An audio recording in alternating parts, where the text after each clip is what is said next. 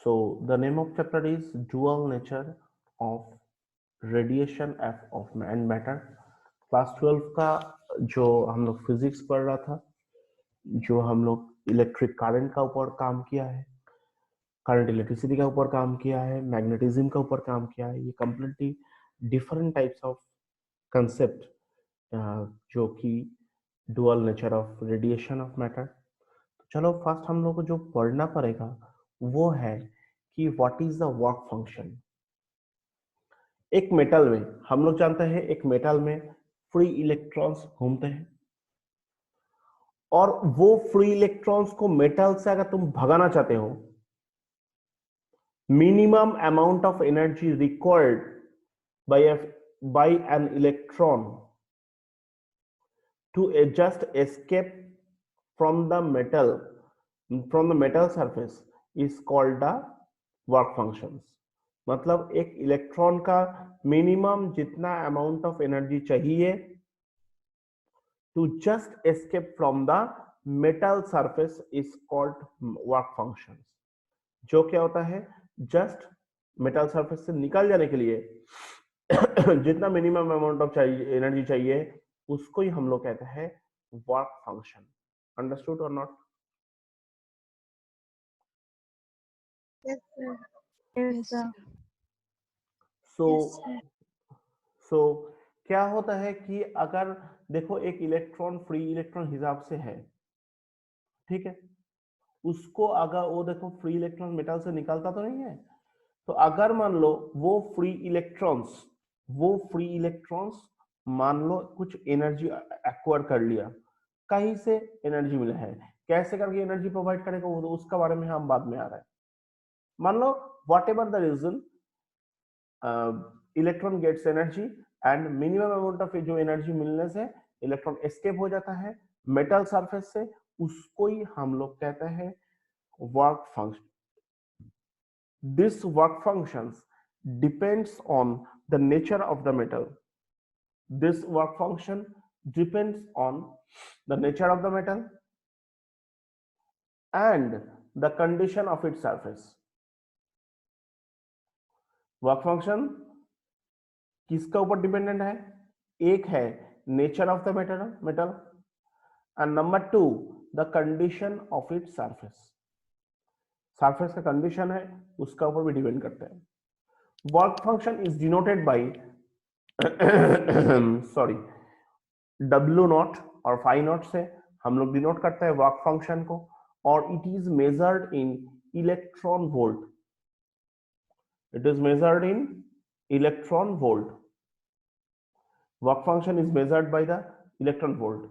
But होता क्या है ये, अगर मान लो कोई एक इलेक्ट्रॉन को कोई एक एरिया से तुम भगाओगे जिसका पोटेंशियल डिफरेंस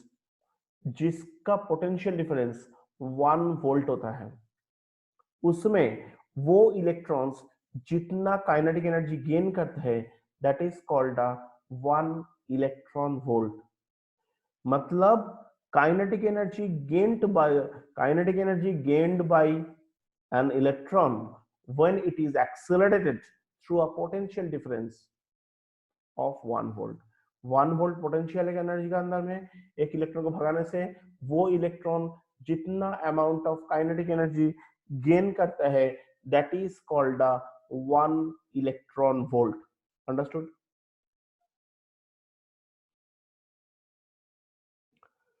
समझ में आया? सर और एक बार बताइए ना।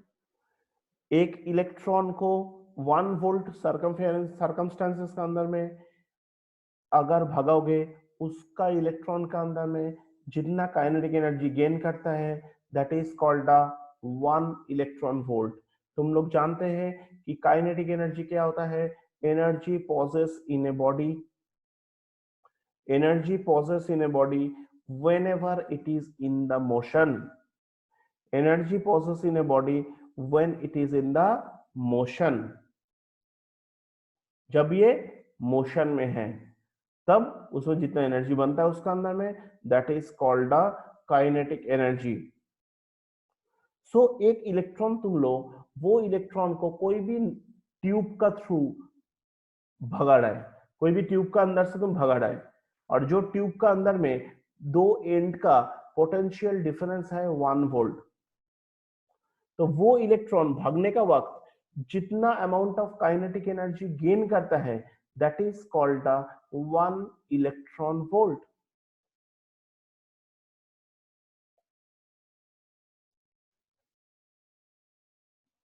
बताओ क्या तकलीफ है?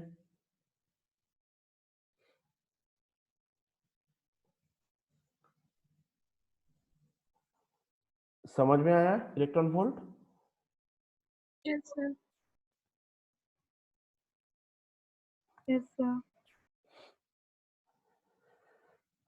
नेक्स्ट चला जाओ। यस सर, समझ गया। ओके, ठीक। अभी नेक्स्ट चला जाओ इसमें कि electro energy gained by electrons, energy gain by electrons is equal to work done by electric field that is called over. ये जरूरत नहीं है, सिर्फ इतना पढ़ो 1 electron volt is equal to कितना जूल होता है। 1 इलेक्ट्रॉन वोल्ट मतलब कितना जूल होता है? देखो 1.602 into 10 to the power minus 19 joule, right. So electron volt क्या होता है? Energy in atomic and nuclear physics में, एटॉमिक एंड न्यूक्लियर फिजिक्स में इलेक्ट्रॉन वोल्ट को हम लोग यूनिट ऑफ एनर्जी हिसाब से पकड़ते हैं। समझ गए? जूल नहीं है। हम लोग in case of atomic and nuclear physics जब पढ़ने जा रहे हैं, in the study of atomic and nuclear physics, we are taking as a unit of energy electron volt, and we know 1 electron volt मतलब 1.602 into 10 to the power minus 19 joule. Clear है? और क्या होता है इसमें? देखो दिया गया है जैसे CS, सीजियम जो है, पोटेशियम जो है, सबका किसी किसी का, सबका नहीं है, किसी किसी का वर्क फंक्शन है, and we know the work function.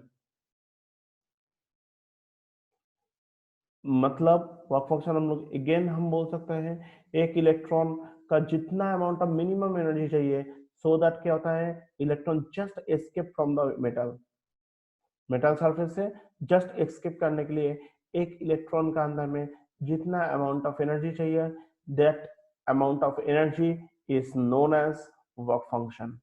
देखो जैसे सोडियम का मेटल सरफेस से अगर एक इलेक्ट्रॉन को निकालना चाहते हो, वो इलेक्ट्रॉन का 2.75 इलेक्ट्रॉन वोल्ट एनर्जी चाहिए, सो दैट एनर्जी का, सो दैट सोडियम का सरफेस से एक इलेक्ट्रॉन निकाल सकते हैं। 2.75 इलेक्ट्रॉन वोल्ट चाहिए। सिमिलर देखो कॉपर से अगर तुम एनर्जी निकाल इलेक्ट्रॉन निकालना चाहते हो, मिनिमम उधर के इलेक्ट्रॉन को 4.65 वोल्ट इलेक्ट्रॉन वोल्ट एनर्जी चाहिए इलेक्ट्रॉन्स का, सो दैट इलेक्ट्रॉन को जस्ट एस्केप, भाग सकता है, जस्ट निकल जाएगा मेटल सरफेस से। Electron emission, the phenomena of emission of electrons from a metal surface is called electron emissions। मतलब क्या होता है? emission of electrons from a metal surface, metal surface से जो इलेक्ट्रॉन एमिशन होता है, इसका जो फेनोमेना है उसको हम लोग कहते हैं इलेक्ट्रॉन एमिशन। उसको हम लोग क्या कहते हैं कि इलेक्ट्रॉन एमिशन, मतलब phenomena of emission of electrons from a metal surface, and it is called electron emission। बोलो ठीक है? Any problem?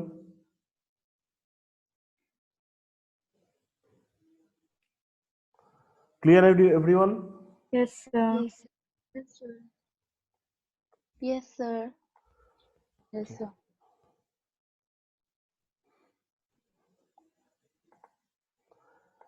Various kind of emissions are there, various kinds of emission होता है, जो कि मान लो एक इलेक्ट्रॉन, एक मेटल को हीट करोगे तो electrons get sufficient thermal energy मिलता है, and they can overcome the surface barrier. तो सरफेस बैरियर ओवरकम कर सकते हैं। This method of removal of electrons को हम लोग क्या कहते हैं? थर्मो आयोनिक एमिशंस कहते हैं। एंड एमिटेड इलेक्ट्रॉन्स जो है that is known as the thermo electrons और thermo ions, that is known as the thermo electrons और थर्मो आयंस, थर्मो आयंस और थर्मो इलेक्ट्रॉन्स कहते हैं।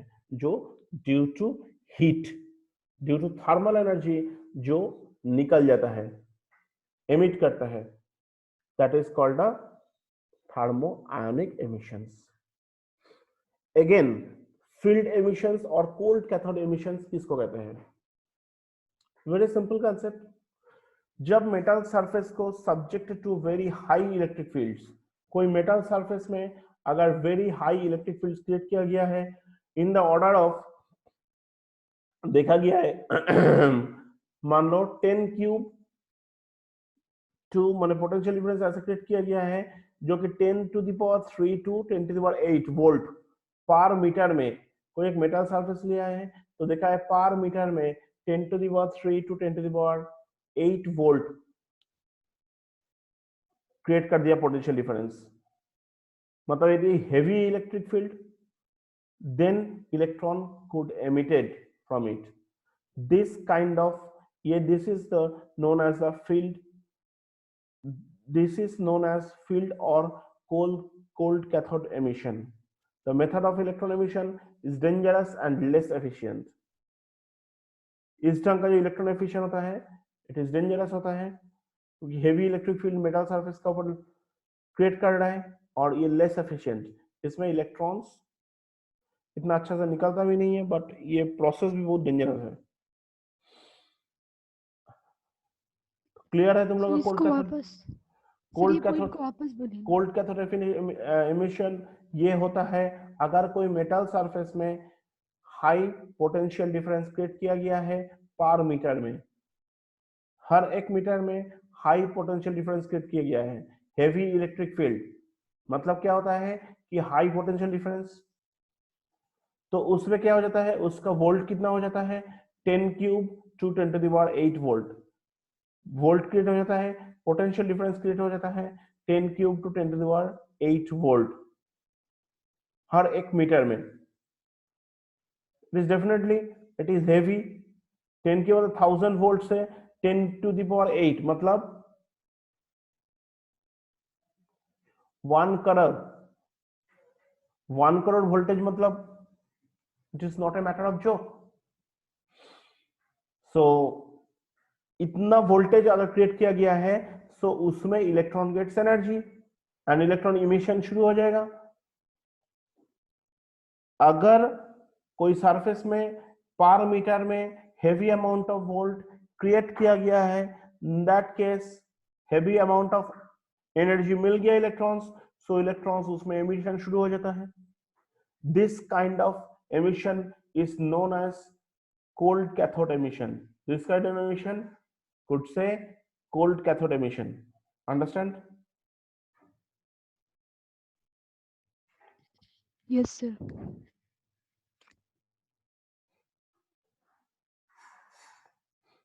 Next.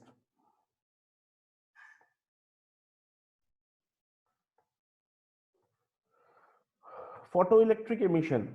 Photoelectric emission क्या होता है? It is a process in which electrons are emitted from a metal surface. When electromagnetic radiations of sufficiently high frequency are incident on it. And क्या होता है कि and emitted electrons are called photoelectrons. देखो basically जो light होता है, light is basically an electromagnetic wave.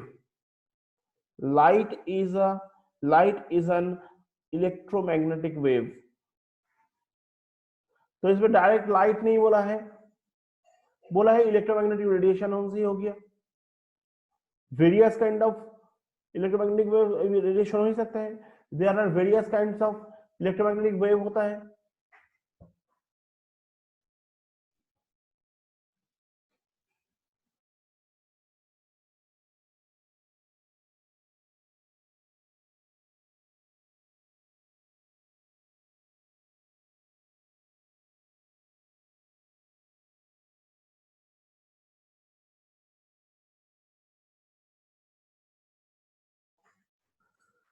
So photoelectric हम लोग जानते हैं light is one of the electromagnetic wave, any kind of electromagnetic wave हो सकता है।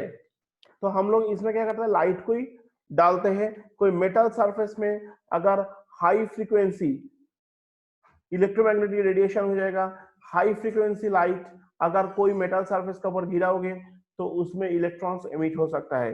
This kind of electrons are known as the photo electrons. Their rate of emission is very low.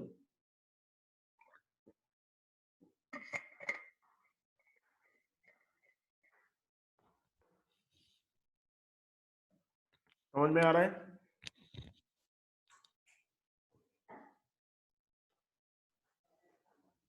प्रिया कुछ बोलने वाला था, बोला।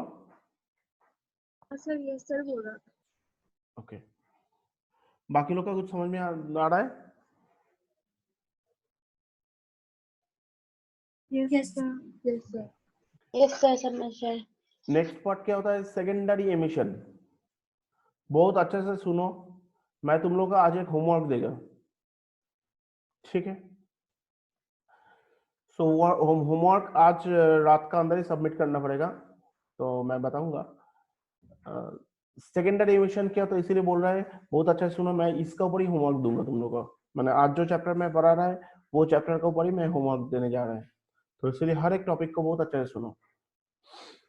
सो सेकेंडरी एमिशन क्या होता है? When fast moving electrons strike a metal surface. Secondary emission हम लोग उसको कहते हैं when fast moving electrons strike a metal surface, they transfer some of her energy. They transfer some of their energy to the free electrons of the metal.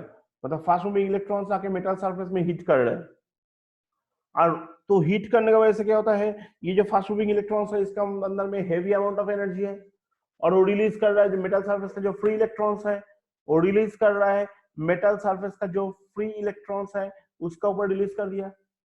तो metal surface का जो free electrons है वो gets activated and ejected from the metal surface. This kind of emission of the electrons is called the secondary electrons, and this method of removal of electrons is called secondary emissions. जो removal होता है उसको हम लोग क्या कहते हैं? Secondary emissions कहते हैं। अंडरस्टूड?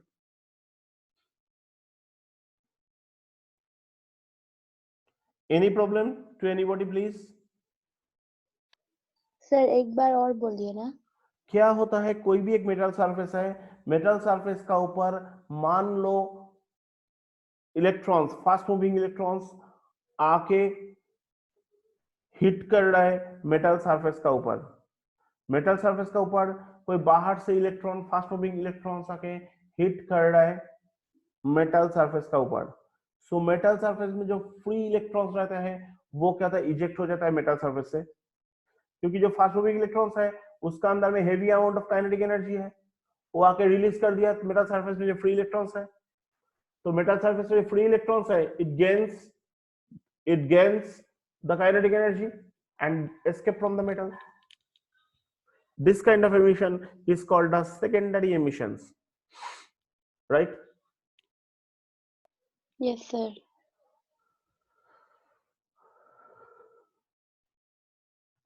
सर हाँ बोलो। सर ये जो इलेक्ट्रॉन एमिशन है ना, मतलब तो ये है ना कि वो मेटल सरफेस से इमिट हो जाते हैं, मतलब कि वो सरफेस से या मतलब मेटल से अलग हो जाते हैं क्या? करेक्ट, सरफेस से बाहर।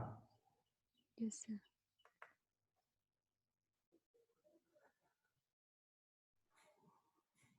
Any question please?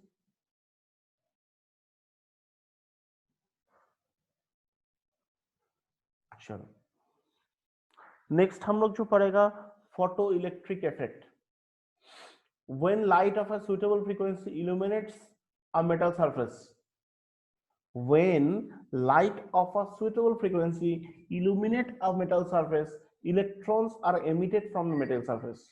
In that case क्या होता है, electrons emission शुरू हो जाता है metal surface से। This phenomena is called photoelectric effect. This phenomena is called photoelectric effect. जब light of a suitable frequency का लाइट अगर मेटल सरफेस का ऊपर जाके गिरता है, and electrons are emitted from the metal surface. अभी जो लास्ट जो पार्ट जो इसमें फोटोइलेक्ट्रिक एमिशन बोला था, सेम ही केस है, सुटेबल फ्रीक्वेंसी चाहिए, मेटल सरफेस का ऊपर गिरेगा एंड इलेक्ट्रॉन एमिशन हो रहा है मेटल सरफेस से, that kind of effect is known as the photoelectric effect and phenomena is called photoelectric effect.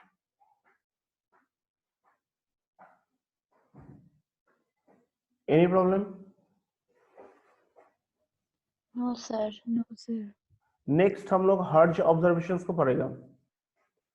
हर्ज एक साइंटिस्ट, हेनरिक हर्ज है, साइंटिस्ट एक ऑब्जर्वेशन किया था, देख रहा है जब इलेक्ट्रोमैग्नेटिक वेव का एग्जिस्टेंस डेमोन्स्ट्रेशन कर रहा था, हर्ज देख रहे थे कि found that high voltage spark passed across the metal electrodes of the detector loop more easily when the cathode was illuminated by ultraviolet light from a arc lamp. ये सेंटेंस को उल्टा करके पढ़ो, क्लियरली समझ में आ जाएगा। फर्स्ट क्या किया था, अल्ट्रावायलेट लाइट इल्यूमिनेट किया था, आर्क लैंप यूज किया है, आर्क लैंप से अल्ट्रावायलेट लाइट इल्यूमिनेट किया है, किसका ऊपर, कैथोड का ऊपर, कैथोड का ऊपर अल्ट्रावायलेट लाइट इल्यूमिनेट किया है। सो देखा गया है कि हाई वोल्टेज एक spark across the metal electrodes of the detector loop more easily when cathode was illuminate, मतलब कैथोड जो इलेक्ट्रोड है वो electrode is negative electrodes, here cathode is a negative electrodes, उसका पर जब ultraviolet light, definitely ultraviolet light का frequency is too high than normal light, क्योंकि ultraviolet light का वेवलेंथ लो होता है। देखो हम लोग सनलाइट जो है, जो व्हाइट कलर लाइट है that is VIBGYOR, we know it, और विबजियर का अंदर में सबसे छोटा वेवलेंथ किसका होता है,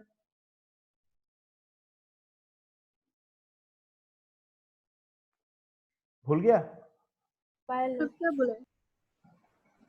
विबजियर के अंदर में जो 7 कलर ऑफ लाइट है उसका अंदर छोटा वेवलेंथ सबसे किसका ज्यादा, किसका होता है सबसे छोटा वेवलेंथ, रेड का। रेड का होता है, और सबसे लंबा सर वायलेट, वायलेट का होता है। वायोलेट का होता है, और सबसे लंबा होता है रेड का। तो सबसे छोटा जो वायोलेट का होता है, तो छोटा वेवलेंथ मतलब फ्रीक्वेंसी हाई, सो वायोलेट से भी छोटा वेवलेंथ होता है अल्ट्रावायलेट का, वायोलेट से भी छोटा वेवलेंथ होता है अल्ट्रावायलेट का। सो अल्ट्रावायलेट का वेवलेंथ छोटा होने की वजह से उसका फ्रीक्वेंसी हाई। तो ये अल्ट्रावायलेट लाइट जब आर्क लैंप से हेनरिक हर्ट्ज जब डाला था कैथोड इलेक्ट्रोड का ऊपर, तब देख रहा है दो ठो मेटल इलेक्ट्रोड के बीच में एक हाई वोल्टेज स्पार्क ऑब्जर्व किया गया है, ठीक है।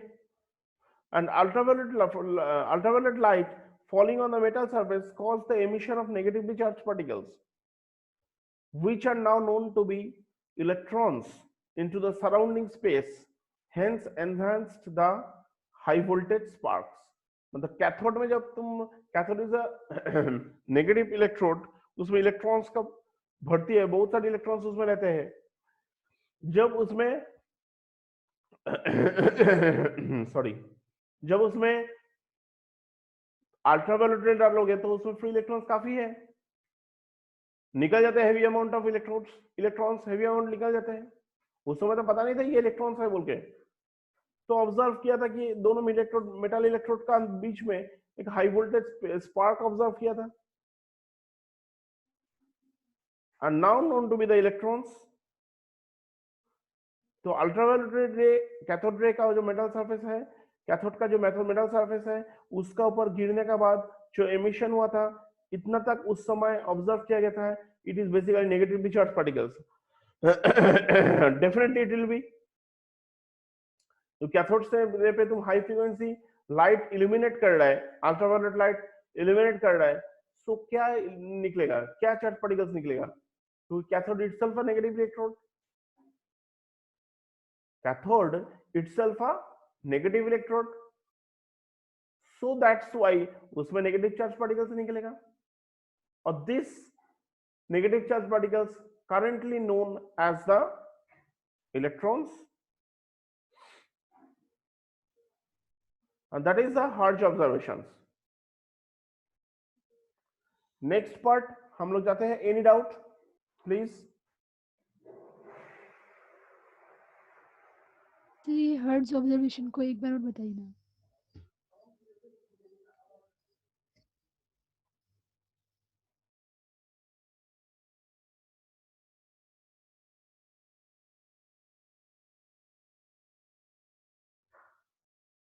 So Hertz observations एक इलेक्ट्रोलाइसिस, मान लो दो ठो इलेक्ट्रोड है, एक कैथोड है एक एनोड है. Cathode ray is basically negative electrodes और एनोड क्या होता है? Positive electrodes. कैथोड प्लेट में अगर नेगेटिव इलेक्ट्रोड्स होगा तो उसमें नेगेटिव चार्ज पार्टिकल्स काफी ज्यादा है. Ultraviolet light has high frequency. Ultraviolet light has high frequency. When hertz ने कैथोड प्लेट का ऊपर अल्ट्रावायलेट लाइट डाला था तो एक हाई वोल्टेज स्पार्क ऑब्जर्व किया गया था दो ठो इलेक्ट्रोड का बीच में. दो ठो इलेक्ट्रोड मतलब एक कैथोड एक एनोड. तो एंड ये भी देखा गया था कि ये ऑब्जर्व किया गया था कि नेगेटिवली चार्ज पार्टिकल्स एमिशन शुरू हो गया था कैथोड से.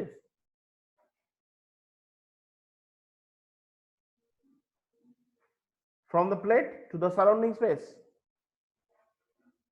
and that's why enhanced high voltage spark, that is the cause of the high voltage spark. और अभी वो नेगेटिव, अभी पता चल गया कि वो नेगेटिवली चार्ज जो पार्टिकल्स था वो basically it was the electrons. बताओ क्या प्रॉब्लम है? ठीक है सर. मेरा आवाज सबको बस क्लियर आ रहा है तो? Yes, sir. Yes sir. Yes, sir. Yes, sir. Yes, sir.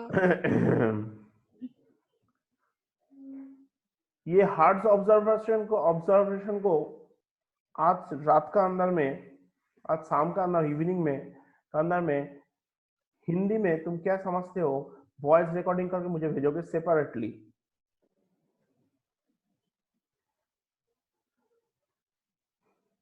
तो मैं उसको सुनने के बाद मेरा रिपोर्ट सबमिट करेगा क्या समझ में आया और क्या नहीं समझ में आया. इंग्लिश में नहीं, हिंदी में. इंग्लिश में से एक टेंडेंसी रह जाता है हम देख के ही बोल देगा डायरेक्ट हो गया, बट हिंदी में बताओ. और बताइए ना ऑब्जर्वेशन. मतलब क्या होता है कि अल्ट्रावायलेट रे कैथोड इलेक्ट्रोड का ऊपर जब इल्यूमिनेट किया गया था, अल्ट्रावायलेट लाइट कैथोड का ऊपर में जब इल्यूमिनेट किया गया था, कैथोड इलेक्ट्रोड का ऊपर में जब इल्यूमिनेट किया गया था, देन कैथोड से देखा गया था कि इलेक्ट्रोड का दोनों मेटल इलेक्ट्रोड का अंदर में एक हाई वोल्टेज स्पार्क ऑब्जर्व किया गया था. एंड अल्ट्रावायलेट लाइट जो है falling on the metal surface, ultraviolet light falling on the metal surface caused the emission of negatively charged particles. Ultraviolet light falling on the metal surface caused the emission of negatively charged particles. ये जो ultraviolet light जो है इसका वजह से क्या हुआ था कि negatively charged particles emission हुआ था, जिसको अभी पता चल गया that is the electrons और सराउंडिंग स्पेस. जो क्या होता है, ये जो नेगेटिवली चार्ज पार्टिकल्स निकला था from the cathode electrode to the surrounding space and it causes the high voltage sparks. It causes high voltage sparks. बताओ क्या तकलीफ है? समझ गया सर।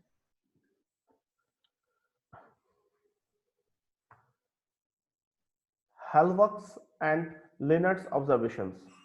सर हाँ, ये वाला क्वेश्चन में क्या लिखा है जो Hertz found that high voltage spark pass across the metal वाला? हाँ, उसको उल्टा से पढ़ो, सेंटेंस का लास्ट से पढ़ना शुरू करो, क्लैरिटी आ जाएगा। मैं जो तुमको समझाया था वही मैंने बोला है कि high voltage spark past across the metal electrodes of the detector loop. Detector loop में मिला था मोर इजीली मिल गया था when cathode was illuminated by ultraviolet light from an arc lamp. तुमको मैं बोल रहा था तुम लोगों को उल्टा करके पढ़ो, उल्टा सेंटेंस को उल्टा सेट से पढ़ो। उल्टा सेट से कैसे पढ़ेगा? आर्क लैम्प क्या यूज किया था? अल्ट्रावायलेट रे इल्यूमिनेट किया था कहां पर? कैथोड पर। तो उसमें क्या पता चल गया कि मेटल इलेक्ट्रोड्स का अंदर में हाई वोल्टेज स्पार्क पास हुआ था, मतलब हाई वोल्टेज स्पार्क पास हो गया था। So that is known as the, और ये जो कैथोड से जो एमिशन हुआ था electrically negatively charge particles, this is the cause of the high voltage sparks. High voltage sparks और this kind of high voltage spark is known as this kind of the negatively charged particles emission हुआ था, that is currently known as the electrons.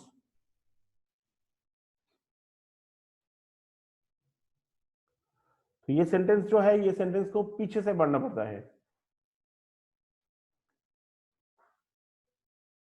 Clear हुआ है? Yes sir. Hallwachs and Lenard's observations.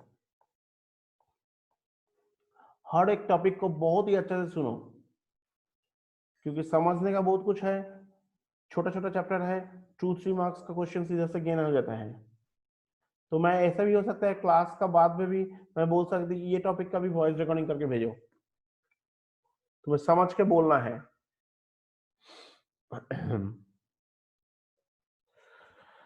Next part होता है Hallwachs connected a zinc plate to an electroscope. Hallwachs क्या किया था?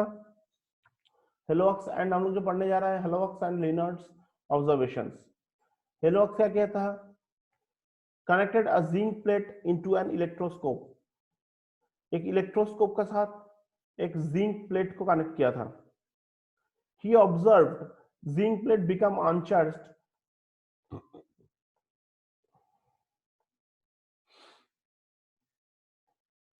देखो क्या होता है, ये जिंक प्लेट कनेक्ट किया है और उसका ऊपर क्या कर दिया कि अल्ट्रावायलेट लाइट ये जिंक प्लेट में हिट कराया। देखो ये जो इलेक्ट्रोस्कोप है इसका साथ जिंक प्लेट लगा हुआ है और ये जिंक प्लेट में क्या हुआ है, अल्ट्रावायलेट लाइट एमिशन करा दिया, इल्यूमिनेट कर दिया। तो ये ऑब्जर्वेशन में है, ये ऑब्जर्वेशन में है। देखा है जिंक प्लेट जो है वो अगर इनिशियली वो नेगेटिवली चार्ज था, वो अभी अनचार्ज हो गया। उन्होंने ऑब्जर्वेशन किया है ये जिंक प्लेट जो है वो नेगेटिवली चार्ज अगर पहले से था, ये अल्ट्रावायलेट लाइट ऑब्जर्वेशन करने के बाद देखा गया है कि वो डिस्चार्ज हो गया। सेकेंड केस क्या बोला है? अगर मान लो इनिशियली अनचार्ज कंडीशन में था जिंक प्लेट, वो बन गया पॉजिटिवली चार्ज्ड एंड इनिशियली अगर वो पॉजिटिवली चार्ज था वो बन गया more positively charged. So from these observations, he concluded that some negatively charged particles were emitted by the zinc plate when exposed to ultraviolet light. Yes, it is quite natural.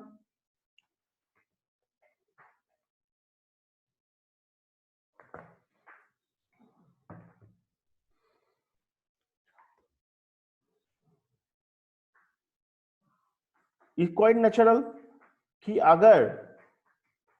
अगर negatively charged plates है उसमें ultraviolet illumination करने के बाद देखा गया है वो अनचार्ज हो गया। मतलब क्या है, नेगेटिवली चार्ज वाली केस मतलब क्या है, उसमें नेगेटिव चार्ज ज्यादा है,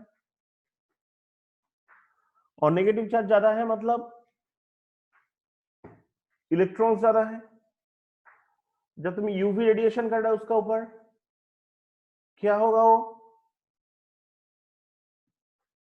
इलेक्ट्रॉन्स रिलीज हो जाएगा प्लेट से, सो प्लेट विल बी डिस्चार्ज्ड।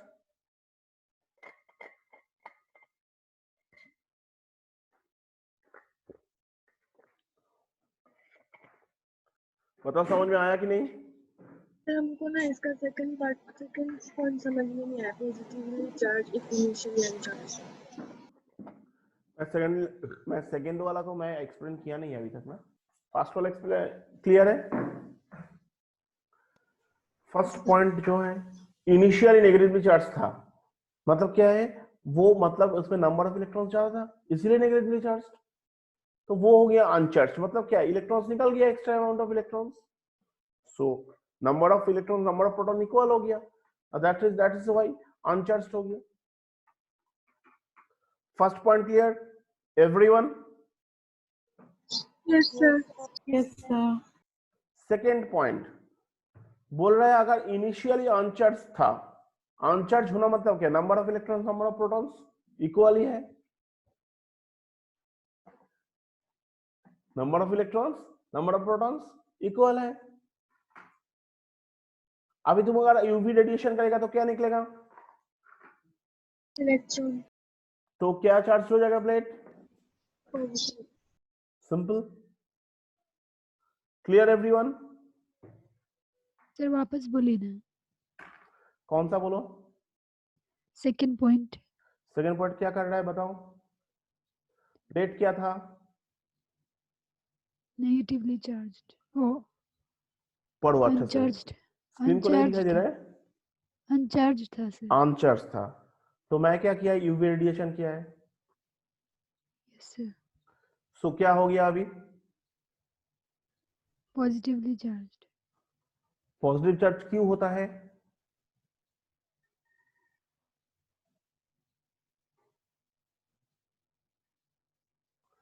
एक प्लेट पॉजिटिव, प्लेट छोड़ दो, कोई भी एटम पॉजिटिवली चार्ज क्यों होता है, पॉजिटिव चार्ज मतलब प्रोटॉन आके घुसता है कि इलेक्ट्रॉन निकलता है,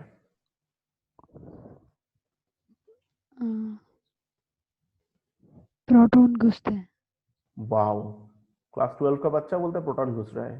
एक एटम में न्यूट्रॉन और प्रोटॉन कभी निकलता भी नहीं है घुसता भी नहीं है। न्यूट्रॉन और प्रोटॉन अगर अलग हो जाएगा एटम बम हो जाता है,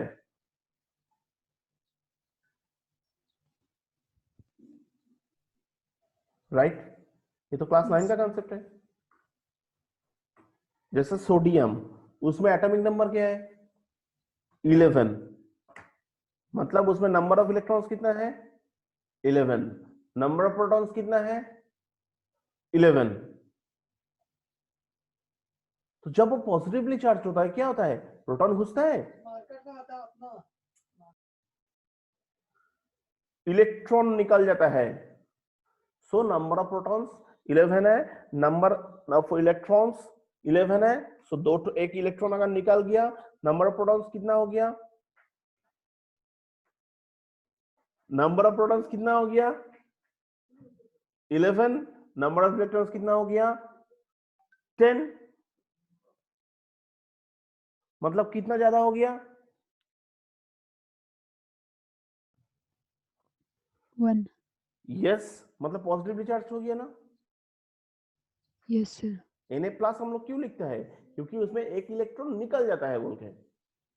याद रखो ईच एंड एवरीवन को, हम ये नहीं मानता कि बूस्टर नहीं जान के बोला है प्रोटॉन्स, और स्लिप ऑफ टंग निकल गया।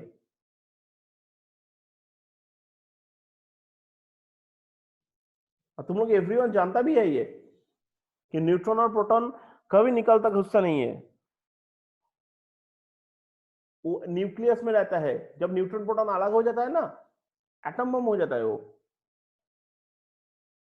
सो ऑलवेज ये स्लिप ऑफ टंग किसी का नहीं होना है, जैसे बूस्टर का हुआ था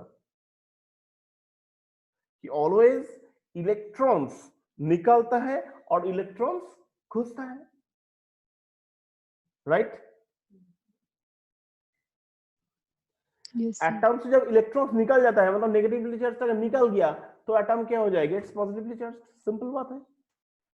जैसे मैं बताया था तुम लोगों को कि सोडियम है, उसमें नंबर ऑफ इलेक्ट्रॉन्स है 11, number of electrons 11, number of protons है 11। तो एक इलेक्ट्रॉन अगर निकल गया मतलब क्या हो गया? प्रोटॉन ज्यादा शो करेगा, तो atom gets positively charged. Yes और नो? Yes sir. सो अगर ये हो गया, दैट मीन्स मेटल सरफेस से अगर अनचार्ज था बन गया पॉजिटिवली चार्ज, इसका मतलब क्या है? इलेक्ट्रॉन निकल गया। यस, सो पॉजिटिवली चार्ज हो गया। Antika sir yes sir. समझ में आ रहा है? तो हाँ समझ आ रहा है।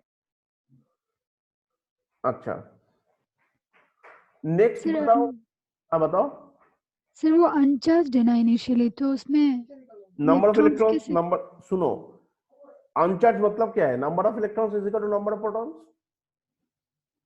यस सर, समझ गया सर। यूवी रेडिएशन करते इलेक्ट्रॉन निकल गया ना। Yes sir. More positively charged if initially positively charge होता है। अगर कोई भी मेटल प्लेट पॉजिटिवली चार्ज था, उसमें अगर तुम यूवी रेडिएशन करोगे, अल्ट्रावायलेट रेडिएशन करोगे, तो क्या हो जाता है? मोर पॉजिटिवली चार्ज हो जाता है। Why it happened?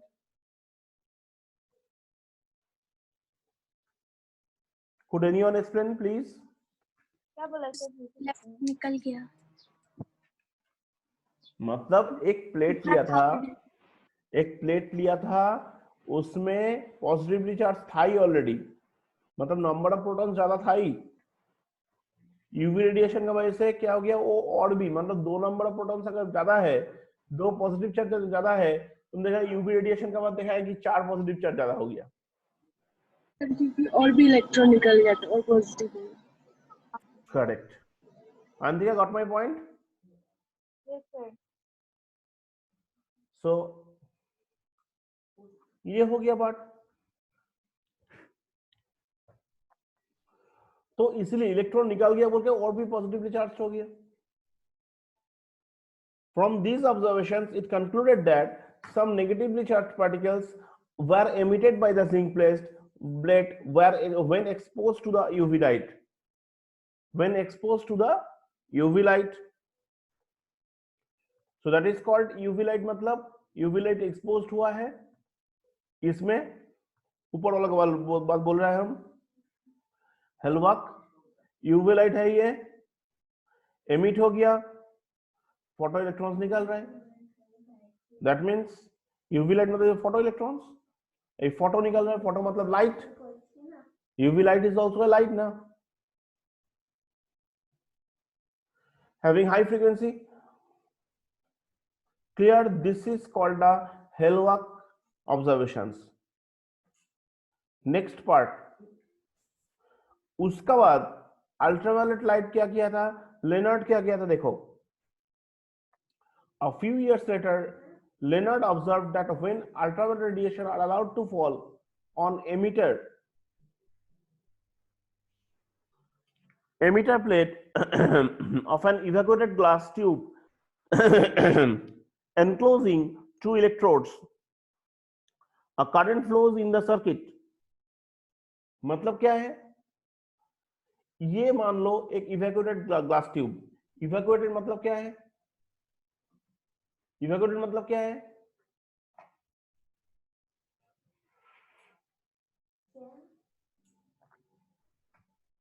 जो ग्लास ट्यूब के अंदर में एयर नहीं रहते हैं, हवा नहीं रहते हैं, this is the evacuated glass tube.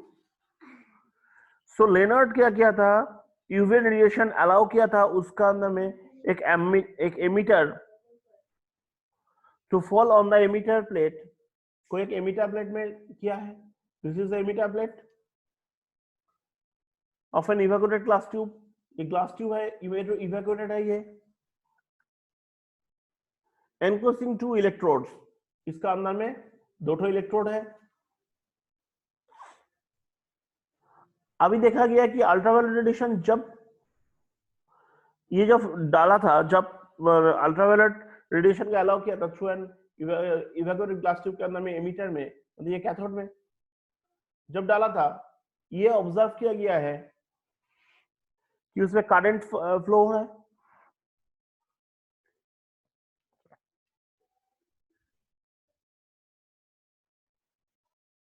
Current flow होता है सर्किट में, मतलब अगर ये प्लेट में, this is cathode, negative plate है ये प्लेट में अगर अल्ट्रावायलेट लाइट को डालोगे तो ये क्या फ्लो होता है, क्या फ्लो करेगा? डेफिनेटली इलेक्ट्रॉन फ्लो करेगा।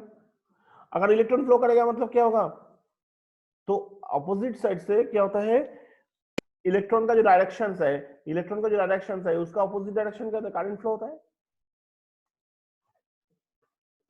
Yes, sir.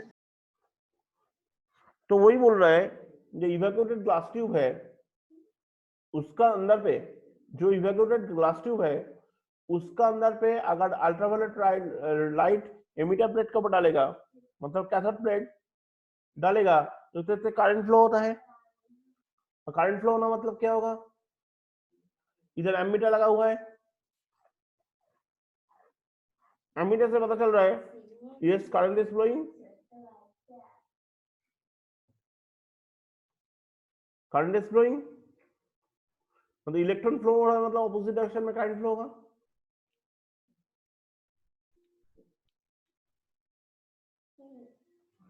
सो Sir, बोलो। sir, करंट जो नेगेटिव से फ्लो होगा ना, इलेक्ट्रॉनिक करंट फ्लो होता है नेगेटिव टू पॉजिटिव। जैसे इलेक्ट्रॉन फ्लो होगा ऑपोजिट डायरेक्शन, तो जैसे नेगेटिव इलेक्ट्रॉनिक करंट फ्लो होगा, तो कन्वेंशनल करंट क्या होता है, अपोजिट डायरेक्शन। राइट। तो उससे पता चल गया क्यों एमीटर डिफ्लेक्ट करेगा,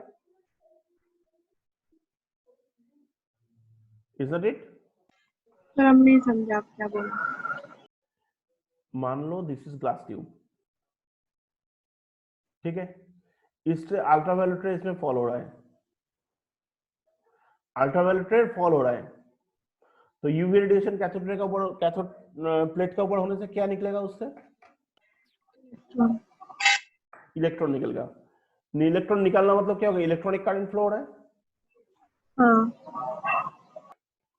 मतलब इलेक्ट्रॉन का फ्लो हो रहा है। इलेक्ट्रॉन फ्लो जहां पर होगा वहां पे कन्वेंशनल करंट भी फ्लो होगा, हाँ। राइट। कन्वेंशनल करंट कहां से कहां तक होता है, इलेक्ट्रॉन का अपोजिट डायरेक्शन में। मतलब पॉजिटिव टू नेगेटिव होता है, हाँ।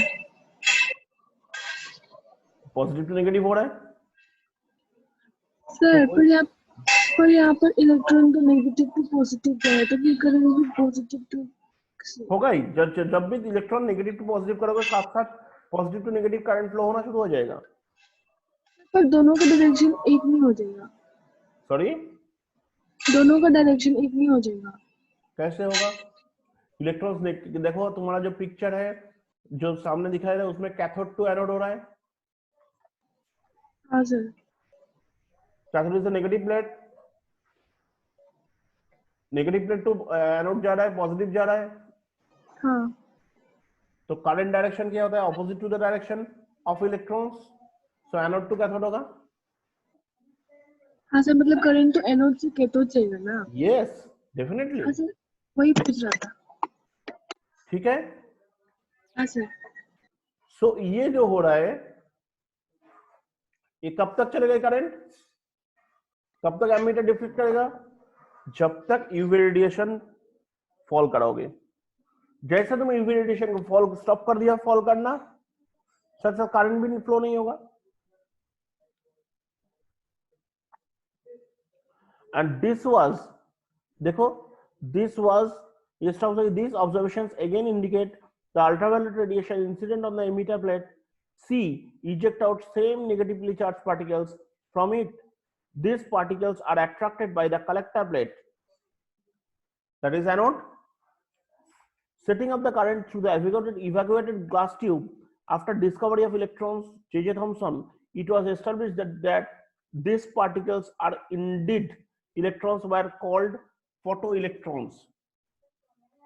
जब J.J. Thomson 1897 में डिस्कवर किया था इलेक्ट्रॉन्स, मतलब इसको उसका पहले का ये सब था, उसमें ऑब्जर्वेशन चल रहा है ऑलरेडी। देख रहे यूवी रेडिएशन एमिटर प्लेट जो कि सी, जिसके ऊपर डालने से देख रहे नेगेटिवली चार्ज पार्टिकल्स निकल रहे हैं, तो एमिटर से पकड़ के जा रहा है कि हाँ कुछ करंट फ्लो हो रहा है। तो एक चीज लेनर्ड एंड हेलवाक एक चीज क्लियर हो गया था कि यूवी रेडिएशन अगर कोई प्लेट में डालेगा तो उसमें पक्का कुछ नेगेटिवली चार्ज पार्टिकल्स निकल रहा है। It was happened 1887।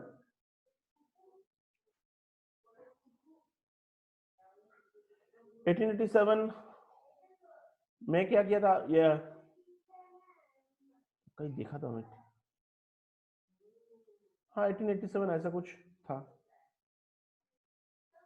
1897 में J.J. थॉमसन डिस्कवर कर दिया था इलेक्ट्रॉन्स है ये, लेकिन उसका पहले ये सब काम चल रहा था।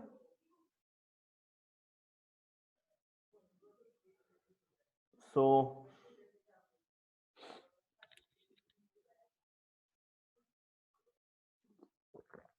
देखो ये जब हुआ था, देखो लिखा हुआ है 1886 टू 1902, इसका अंदर पे ये सब चल रहा था। ये वाला जो बीज है 1886 टू 1902, तो 1902 जो ये दोनों का बीच में ये सब चल रहा था, राइट। और 1897 में जब J.J. थॉमसन ये कर दिया, डिस्कवर कर दिया इट इज इलेक्ट्रॉन्स एक्चुअली, मतलब इसका पहले तो ऑलरेडी रिसर्च हो चुका है।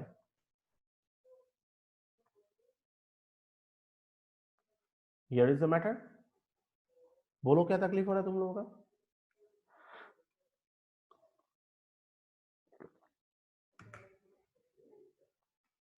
हर कोई टॉपिक को पढ़ के, मैं सब नहीं बोल रहा रिकॉर्डिंग करके मुझे भेजो, लेकिन पढ़ के पहले बोलो खुद अपने आप को। हो सके तो अपना मोबाइल में रेडी रिकॉर्डिंग करो, सुनो उसको क्या गलती हो रहा है, फिर पढ़ो। पहले बोलने का कैपेसिटी लाओ, उसका बाद लिखोगे। ऐसा नहीं हम पढ़ लिया, लगता है हाँ ये तो याद हो गया, लग रहा है चलो लिखना शुरू करते हैं। हम लोग क्या करते थे, लिखना शुरू कर देते हैं। और लिखना शुरू करना मतलब जैसे लिखना शुरू कर देते हैं आधा भूल जाता है, फिर देख के उसको लिख लेते हैं। उसमें क्या होता है, हम लोग का कैपेबिलिटी बढ़ता नहीं है, घटता है उल्टा।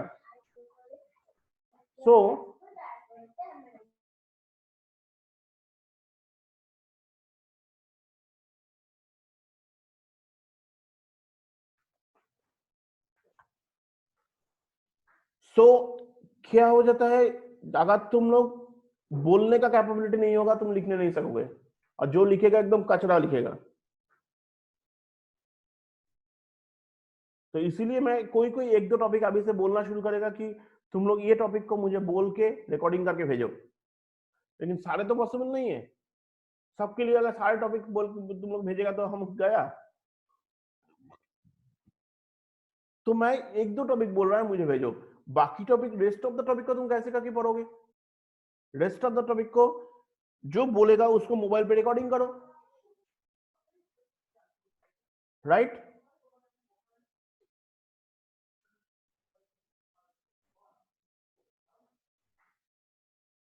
उसको रिकॉर्डिंग करो, सुनो क्या पढ़ रहे हैं, उसका बाद फिर गलती हो गया, तुम पढ़ रहे, पढ़ने का साथ साथ देख रहे तुम जो वॉइस में बोला था वो क्लियर नहीं है, दोनों का अंदर में अनमैच्ड हो रहा है, फिर बोलो उसको।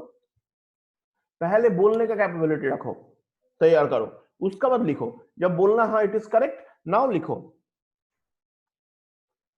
ऐसे करके पढ़ना है। लेकिन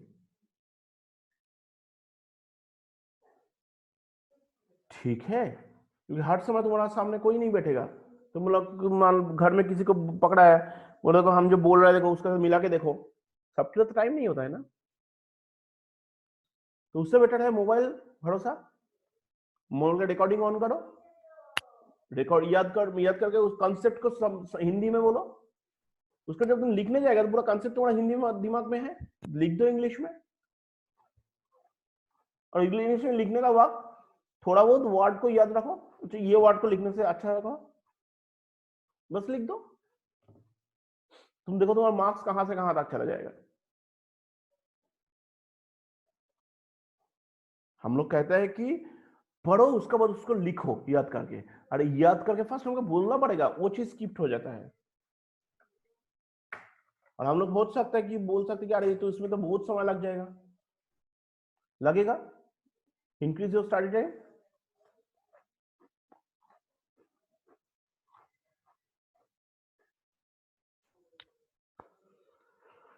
ठीक है, तो माइन्यूटली फॉलो इट, हाँ, नहीं तो मुश्किल होगा। और क्या होता है ना, ये बोल के लिखने से ना तुम्हारा कंसेप्ट एग्जाम हॉल में जाकर भी याद रहेगा, बहुत बढ़िया से याद रहते हैं, क्योंकि तुम जो बोल रहा है, जो रिकॉर्डिंग कर रहा है, वो रिकॉर्डिंग को फिर सुन रहा है, वो कान का अंदर फिर घुस गया, दिमाग में चला गया, वो थोड़ा लंबा समय रह जाता है। नेक्स्ट होता है कि the phenomena of emissions of electrons from a metal surface when electromagnetic radiation of sufficiently high frequency are incident on it. Phenomena of emission of electrons from a metal surface when electromagnetic radiations of sufficient high frequency are incident on it is called photoelectric effect. And photogenerated electrons are called photoelectrons. Photogenerated electrons are called photoelectrons. Understood? Any doubt? No, sir. No, sir. तो conceptually समझो, मैं again बोल रहा है, जब तुम मुझे बोल रहे हैं हाँ नो डाउट, कोई डाउट नहीं है, मतलब तुम उसका कंसेप्ट तुम्हारा क्लियर है, और वो कंसेप्ट को आपने आपको वॉइस में बोलने का कैपेबिलिटी रखोगे, रख पाओगे, तो वो इंश्योर करो अपने आपको, तब हमको बोल रहे हैं हाँ ठीक है, कोई डाउट नहीं सर। ठीक है, फॉलो करो, देखो तुम्हारा फिजिक्स में एक ब्लास्ट हो जाएगा, रिजल्ट जब निकलेगा खुद ही पता चलेगा क्या चेंज हो रहा है तुम्हारे अंदर में।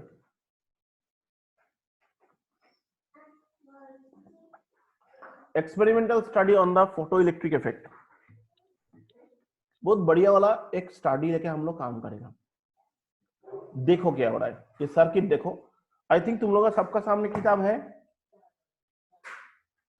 किताब खुला हुआ है। Yes, Yes. sir. Yes, sir. Yes, sir.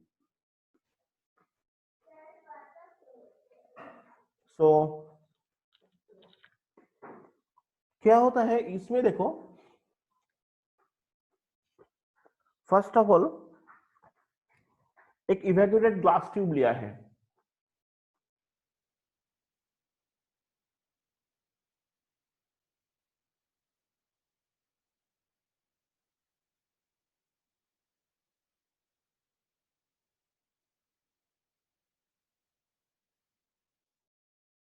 एक इवैक्यूएटेड ग्लास ट्यूब लिया है, राइट।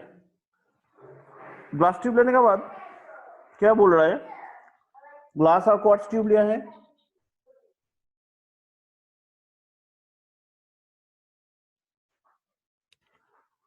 सो जिसमें ये जो ग्लास ट्यूब है,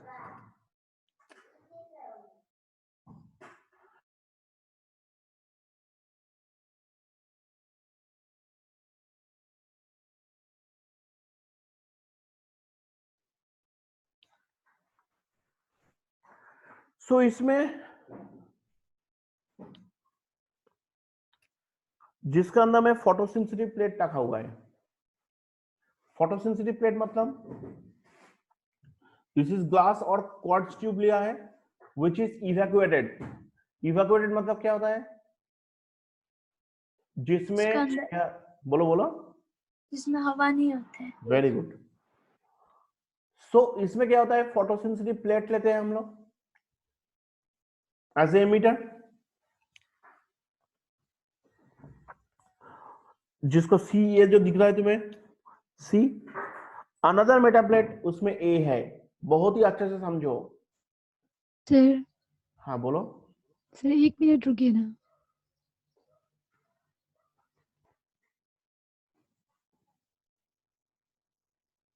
है कि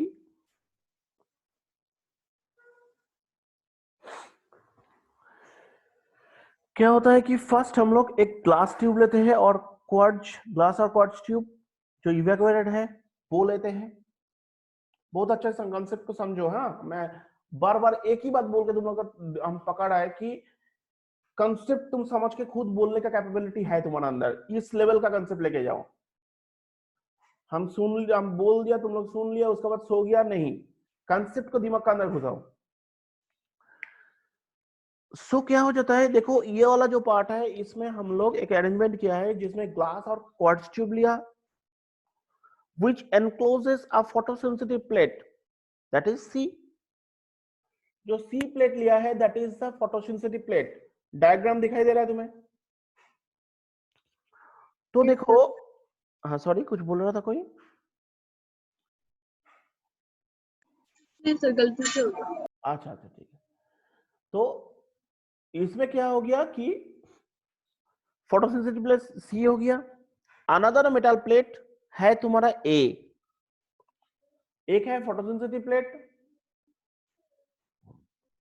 एक है फोटोसिंथेटिक प्लेट, दैट इज सी।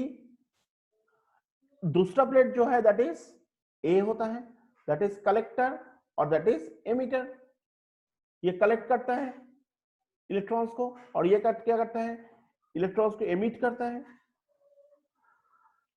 उसका बाद क्या किया है कि सर हाँ बोलो। सर जो इलेक्ट्रॉन को एमिट करता है उसको ही बोलते हैं फोटोसेंसिटिव प्लेट। नहीं, उसमें फोटोसेंसिटिव प्लेट इसलिए बोलते हैं, अगर उसमें तुम लाइट डालोगे ऑफ हाई फ्रीक्वेंसी लाइट, अगर उसके ऊपर डालोगे तो उधर से इलेक्ट्रॉन्स निकलता है। जो प्लेट का ऊपर फोटो हाई फ्रीक्वेंसी लाइट डालने से उधर से इलेक्ट्रॉन निकल के आ जाता है, that kind of plate is known as photosensitive plate.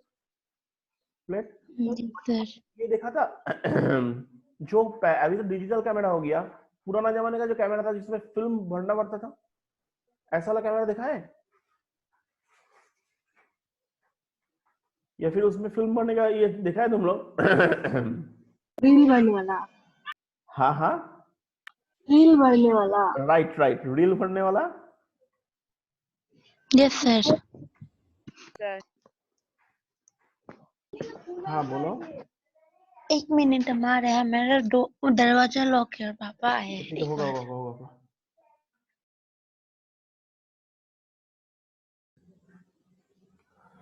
क्या होता है, स्टार्ट करते हैं हम लोग experimental study.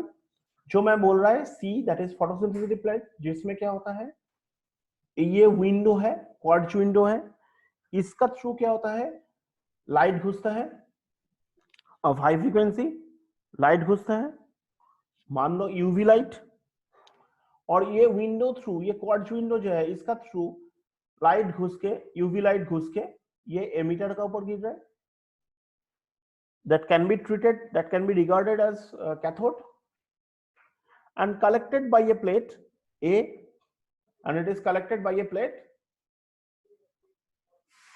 A, this is collector।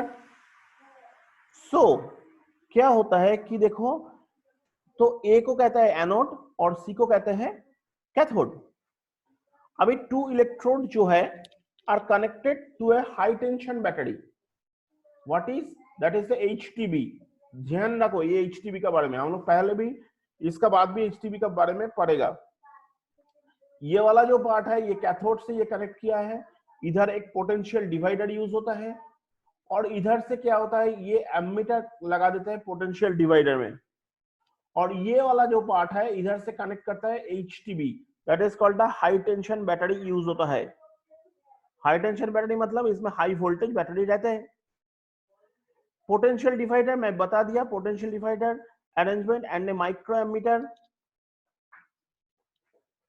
Mu a जो होता है इलेक्ट्रोड को क्या होता है, electrode C is connected to a midpoint of the potential divider arrangement. Electrode C जो है it is connected to a midpoint of the potential divider arrangement. Electrode C क्या होता है, वो मिड पॉइंट में रहता है। देखो इसका एरो आके कहां पे गया, एग्जैक्टली मिड पॉइंट, ठीक है। और क्या होता है कि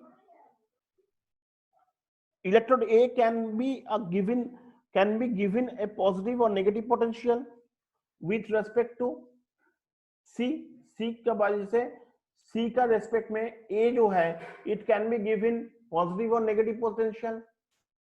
पॉजिटिव और नेगेटिव पोटेंशियल मतलब क्या होगा, अगर मान लो C का वोल्टेज का वैल्यू ज्यादा है एनोड से तो क्या होता है, it can be given negative potential V2 minus V1 होता है, सॉरी V1 माइनस V2 होता है।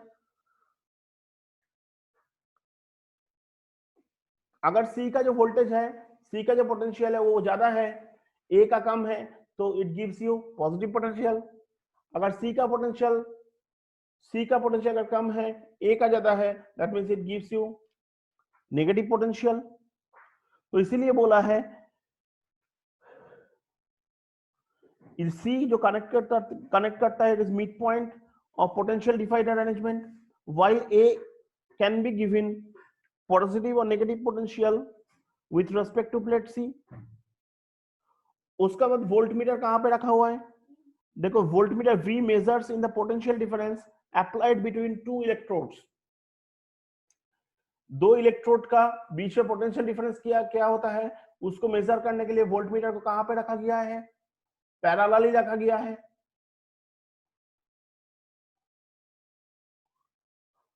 When monochromatic radiations of suitable frequency fall on the plate, monochromatic radiation मतलब क्या होता है, सिंगल कलर्ड रेडिएशन। देखो अल्ट्रावायलेट लाइट जो है, नॉर्मल व्हाइट लाइट क्या होता है, उसमें 7 कलर ऑफ लाइट रहते हैं, लेकिन अल्ट्रावायलेट में क्या होता है, मोनोक्रोमेटिक मतलब उसमें सिंगल कलर लाइट रहते हैं, इसलिए मोनोक्रोमेटिक कह रहे हैं। सो कलेक्टेड बाय द, और क्या होता है उसका वजह से जब तुम्हारा when monochromatic radiations of suitable frequency fall on the plate C का ऊपर जब मोनोक्रोमेटिक रेडिएशन होता है, so electrons are emitted which are collected by plate A, जिसको कलेक्ट करता है कौन, प्लेट A कलेक्ट करता है। So this current called the photo electric current, इस ढंग का करंट को कहता है कि photo electric current flows in the outer circuit and which is measured by microammeter mu A। microammeter mu A से मेजर किया जाता है। in a nutshell I am telling again, इधर C प्लेट है, इधर A प्लेट है, इसमें window है, इसका थ्रू इलेक्ट्रोमैग्नेटिक वेव गिरा हुआ है, इसका थ्रू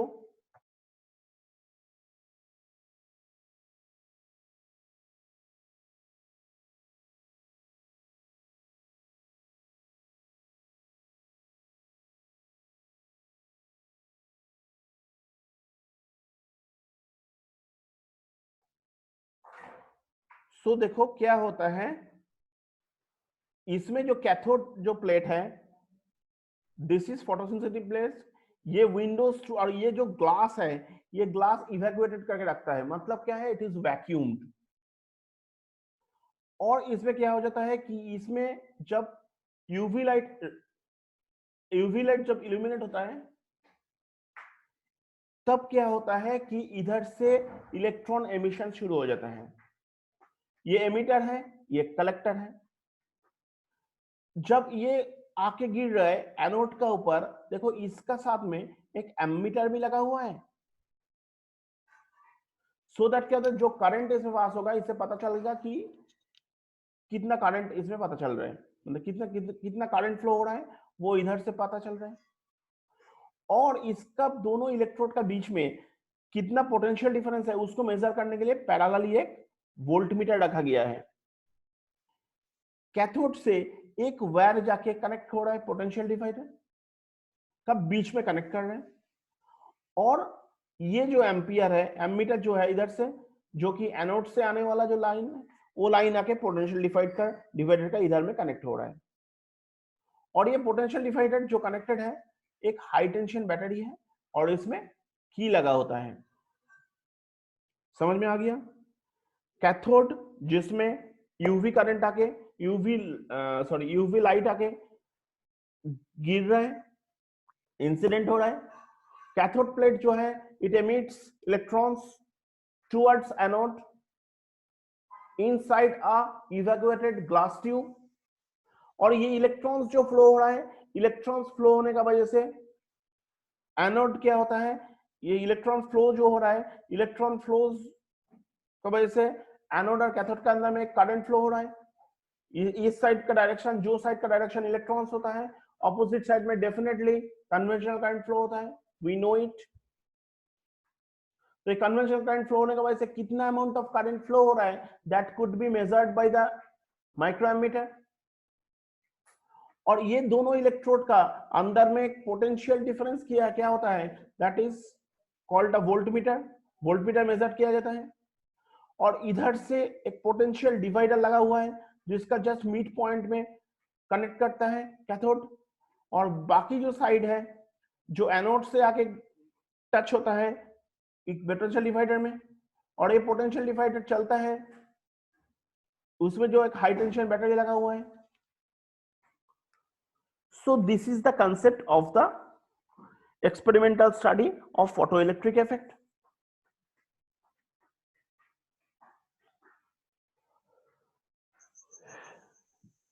सर Any problem बोलो?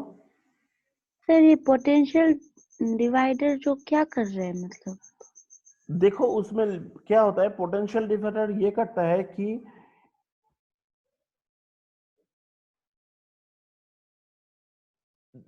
सी, देखो एक लाइन है उसमें तुम्हारी किताब में, electrode C is connected to the mid point of the potential divider arrangement, while electrode A can be given the positive or negative potential with respect to the plate C.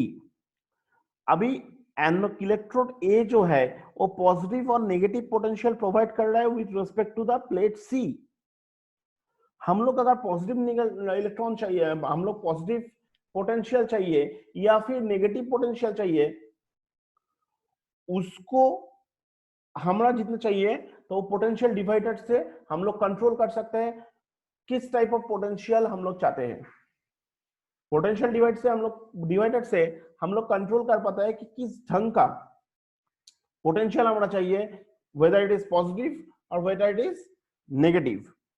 तो as desired, देखो उसमें लिखा हुआ है as desired. तो ये इस type of potential हम लोग चाहते हैं बेसिकली, तो वो प्रोवाइड करता है कौन, प्लेट सी प्रोवाइड करते हैं। तो पोटेंशियल डिवाइडर का काम क्या होता है, कंट्रोल करना। हम लोग अगर चाहता है positive potential, then positive potential provide करेगा। हम लोग अगर नेगेटिव पोटेंशियल चाहते हैं सो नेगेटिव पोटेंशियल प्रोवाइड करता है, बस।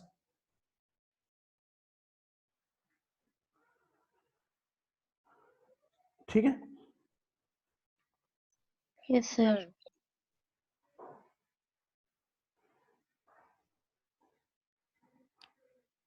सर हाँ बोलो। सर यहाँ में सर मोनोक्रोमेटिक रेडिएशन तो उसको बोल रहे हैं ना, यूवी को बोल रहे हैं। हाँ सिंगल कलर लाइट है ना। हाँ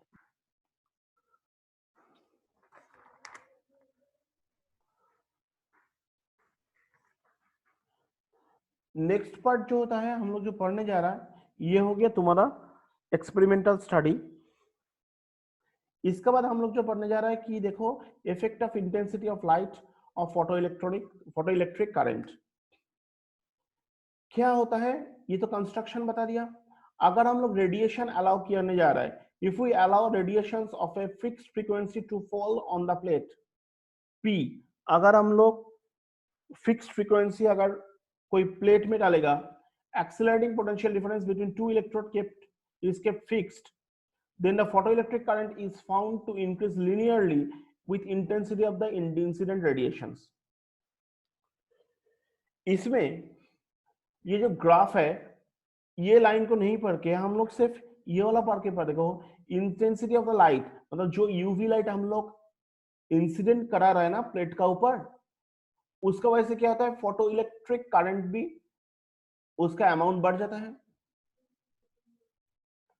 क्योंकि incident intensity of the light अगर हम बढ़ाऊंगा तो उसमें फोटो इलेक्ट्रिक करंट भी बढ़ता है। देखो लिखा हुआ है इसमें, if we allow radiations of a fixed frequency to fall the plate P, the accelerating potential difference between the two electrodes it kept fixed. अगर मान लो पोटेंशियल डिफरेंस दोनों इलेक्ट्रोड का अंदर में मैं फिक्स्ड करके रखता है, मतलब क्या क्या किया है, फ्रीक्वेंसी अगर मैं फिक्स करके रखता है, जो लाइट को मैं फॉल करा रहा है उसका फ्रीक्वेंसी अगर मैं फिक्स करके रखते हैं, और पोटेंशियल डिफरेंस जो है दोनों इलेक्ट्रोड का बीच में पोटेंशियल डिफरेंस जो है उसको मैं फिक्स करके रखते हैं, देन फोटोइलेक्ट्रिक करंट और intensity of the incident radiation, light जो इंसिडेंट हुआ था प्लेट का ऊपर उसका जो इंटेंसिटी है और फोटोइलेक्ट्रिक करंट जो है ये दोनों क्या होता है, लीनियरली इंक्रीज होते रहते हैं। Intensity of the light and photoelectric radiations, ये दोनों क्या होता है, ये लीनियरली इंक्रीज करते रहते हैं, राइट। तो क्या किया है, हम जो यूवी लाइट को फॉल करा रहे हैं उसका फ्रीक्वेंसी एंड दोनों इलेक्ट्रोड का अंदर में पोटेंशियल डिफरेंस को मैं फिक्स करके रखा है। अगर करेगा तो intensity of the incident radiation and photoelectric current linearly increase करते रहते हैं। देखो ये वाला पार्ट, तुम इंटेंसिटी बढ़ा रहे हैं और फोटो इलेक्ट्रिक करंट भी बढ़ रहा है उसमें, तो इसमें हम लोग क्या कंक्लूजन में आ सकता है कि incident of light intensity of the light is directly proportional to the photo electric current. ठीक है, तो तुम जितना इंटेंसिटी बढ़ाओगे, इंटेंसिटी जितना बढ़ाते रहोगे सो फोटो इलेक्ट्रिक करंट भी बढ़ते रहेगा, right. So that means number of photoelectrons emitted per second is proportional to the intensity of the incident radiation.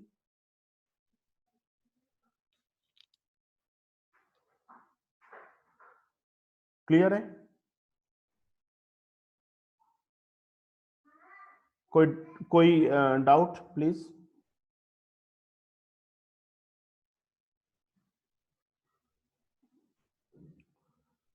Clear सबका? Yes, sir. Yes, sir. Okay. So that means क्या होता है, the number of photoelectrons emitted per second is proportional to the intensity of the incident radiations. और एक बात ऐसा होता है कि ये वाला पार्ट फॉर योर नॉलेज मैं बता रहा हूं कि जो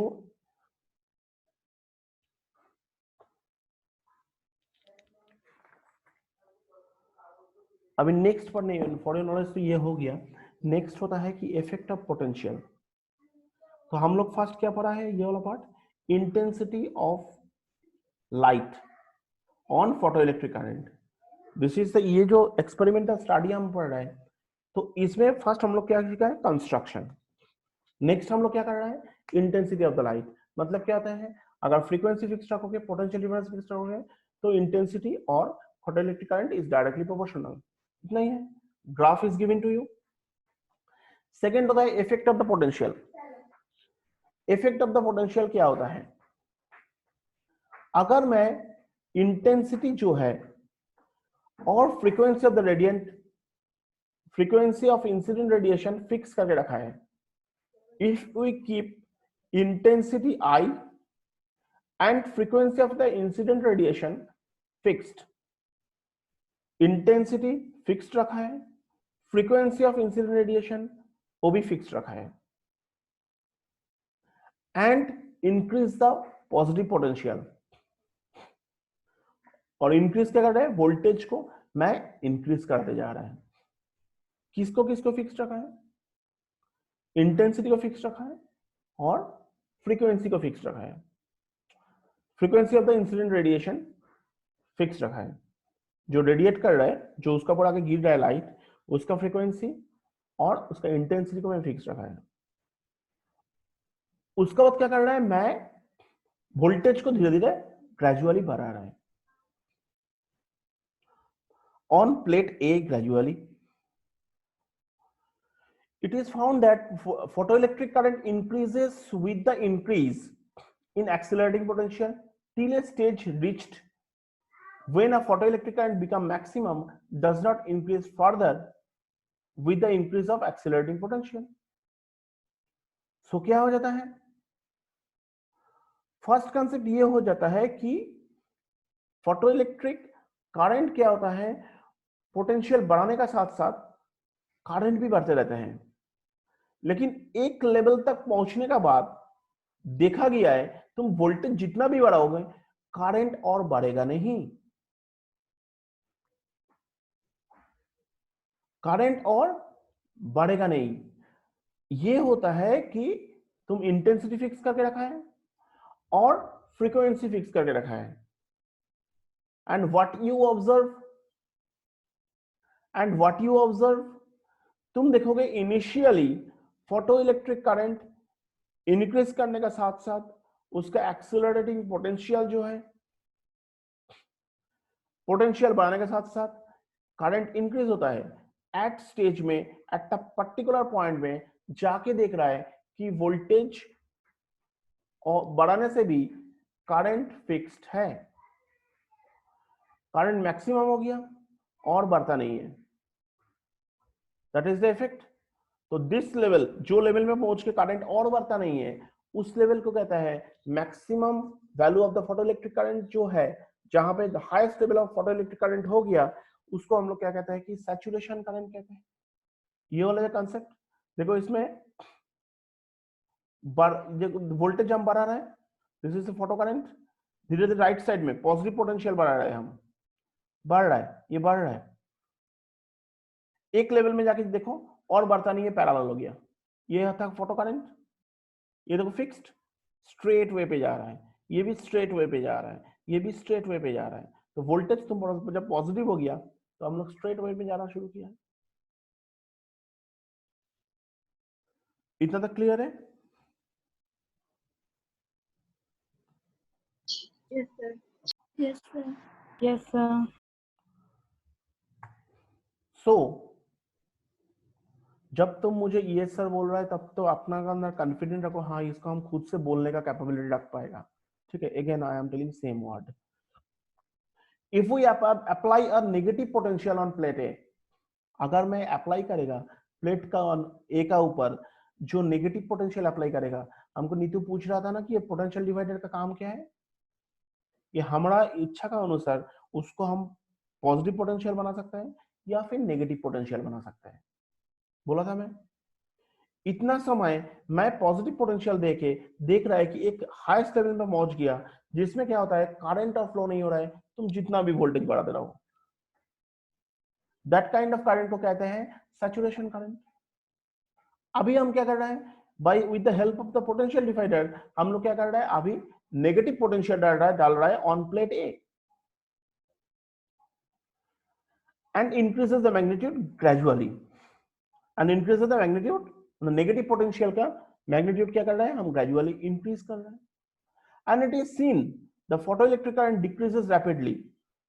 जब हम इतना समय हम लोग जो पॉजिटिव पोटेंशियल डाल रहा था ऑन द प्लेट ए, हम लोग पॉजिटिव पोटेंशियल डाल रहा था, तो उसमें क्या हो रहा था कि देखा है कि फोटोइलेक्ट्रिक करंट एक लेवल तक जाके सैचुरेशन हो गया और बढ़ने जाए।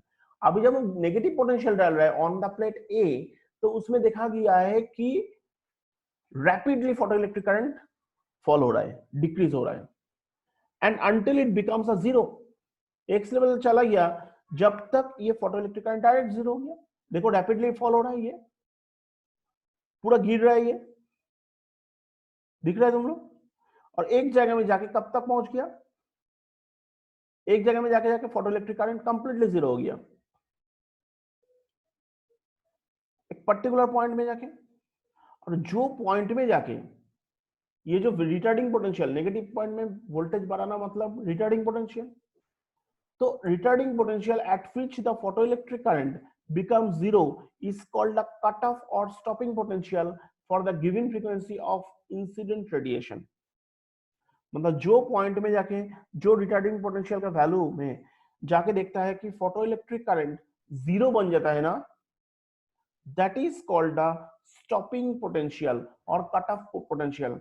क्वेश्चन आता है, ये ग्राफ भी आता है, ड्रॉ करके दिखाओ।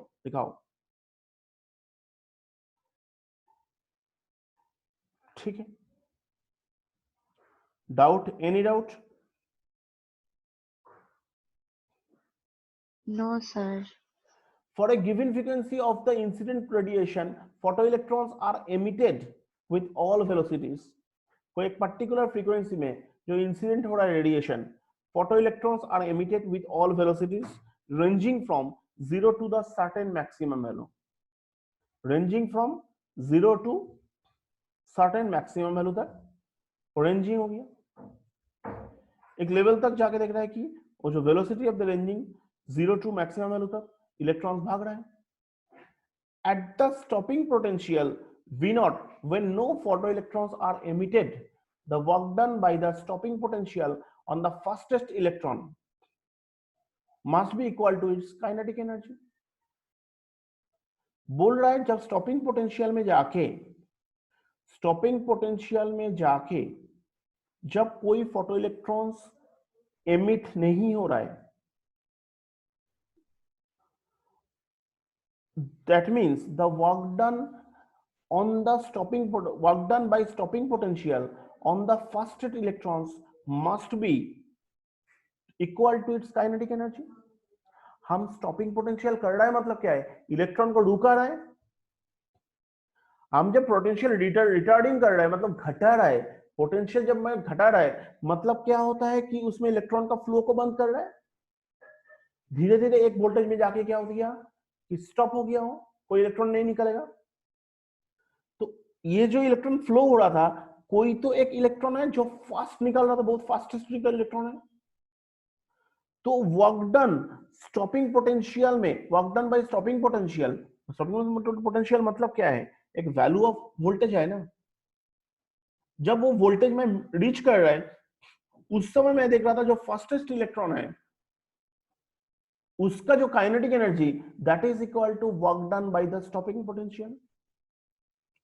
अगेन आई एम टेलिंग, मैं देखा है कि जब मैं वोल्टेज बढ़ाते जा रहा है तो देख रहा है, पोटेंशियल बढ़ाते जा रहा है तो देखा, मैंने पॉजिटिव डायरेक्शन में हम बढ़ाते जा रहा है ऑन एनोड प्लेट में, मैंने पॉजिटिव पोटेंशियल, मैंने वोल्टेज जो बढ़ा रहा है पॉजिटिव पोटेंशियल पॉजिटिवली जब बढ़ रहा है तो देखा है कि फोटो करंट, इलेक्ट्रिक करंट बढ़ता है और एक लेवल में जाके मतलब सैचुरेशन करंट पहुंच जाता है, जो वैल्यू में जाके वो क्या होता है और इंक्रीज नहीं होता तो वोल्टेज जितना भी बढ़ा, राइट। सो ये वोल्टेज में जाके जो करंट का अमाउंट में जाके करंट फिक्स्ड हो जाता है और बढ़ता नहीं है, दिस काइंड ऑफ करंट को हम लोग कहते हैं सैचुरेशन करंट। आप क्या कर रहा है, मैं वोल्टेज को रिटार्डिंग मतलब नेगेटिव साइड, नेगेटिव पोटेंशियल बढ़ा रहा है, मतलब क्या हो रहा है, घटा रहा है बोलने से। एक तो वोल्टेज है जो वोल्टेज में जाके फोटो इलेक्ट्रिक करंट और फ्लो नहीं होगा, फोटो इलेक्ट्रिक करंट फ्लो नहीं होगा मतलब क्या है, कोई इलेक्ट्रॉन नहीं फ्लो हो रहा है। एक तो एक वोल्टेज है तो नेगेटिव वोल्टेज होगा, तो वो वोल्टेज में जाके देख रहा है कि उसमें कोई भी करंट फ्लो नहीं हो रहा है, मतलब कोई भी इलेक्ट्रॉन नहीं निकल रहा है, मेटल सरफेस से कोई भी इलेक्ट्रॉन नहीं निकल रहा है। और मेटल सरफेस से जिस समय जो वोल्टेज में जाके देख रहा है कि कोई भी इलेक्ट्रॉन नहीं निकल रहा है, वो वोल्टेज में पहुंचने का समय जो फास्टेस्ट इलेक्ट्रॉन था, जो इलेक्ट्रॉन से फास्ट निकल रहा था, उसका ऊपर उसका जो काइनेटिक एनर्जी था, हाई स्पीड में जो इलेक्ट्रॉन निकल रहा था उसको स्टॉप कर दिया। वो इलेक्ट्रॉन का जो काइनेटिक एनर्जी था that will be equal to the work done by stopping potential. Work done by stopping potential is equal to the kinetic energy of fastest electron। work done by stopping potential is equal to the kinetic energy of what? Fastest electron, and that is equal to k max is equal to half mv max square. m मतलब mass of the electrons, e मतलब charge of electrons, and v मतलब क्या होता है? maximum velocity of the electrons. Definitely जो fastest electron था, जो fastest electron है उसको ही तो रुकाना सबसे टफ है. उसको जब रुका दिया तो उससे जो स्लोएस्ट इलेक्ट्रॉन है उसको तो ऑटोमेटिकली रुक ही जाएगा. तो मतलब इसीलिए कह रहा है कि जो फास्टेस्ट इलेक्ट्रॉन है उसका ऊपर जो वर्क डन कर रहा है that is called the work done is the first electron का काइनेटिक एनर्जी जो होगा वो ही होगा work done of the stopping potential. Is it clear?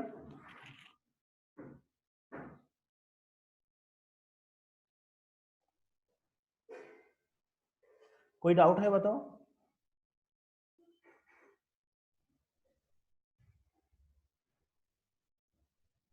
No sir. अच्छा, बाकी लोग का क्लियर है? तो बताओ, कोई दिक्कत होने से बताओ मुझे. सर बोलो. सर ये work done by stopping potential line को वापस बोलिए ना. फर्स्ट मुझे बताओ कि जो स्टॉपिंग पोटेंशियल होता क्या है?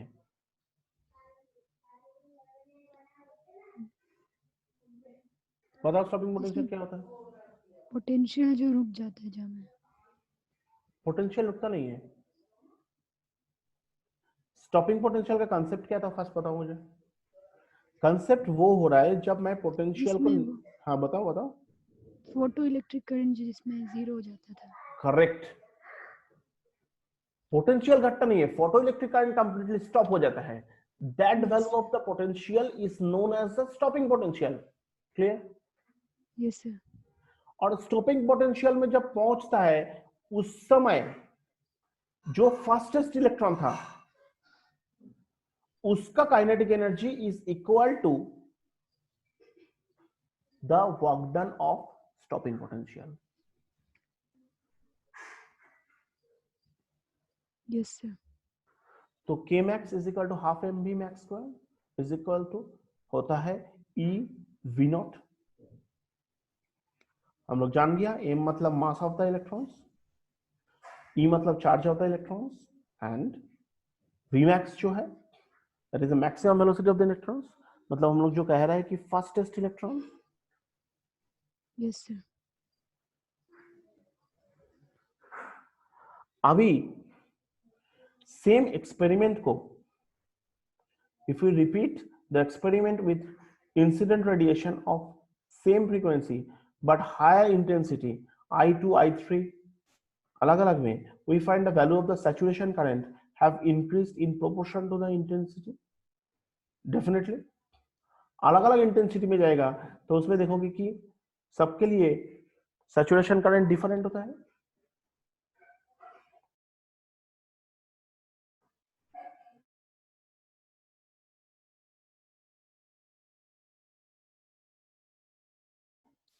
देखो ये डायग्राम में I1 I2 I3 अलग अलग इंटेंसिटी है.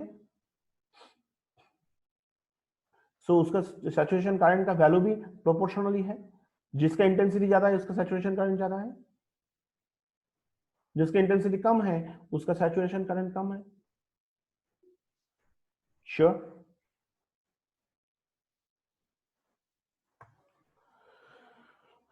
सो प्रोपोर्शनल रेट में है. So for a given frequency of incident radiation, the stopping potential is independent of its intensity.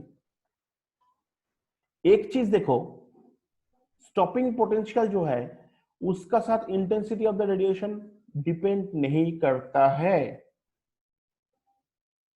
Stopping potential जो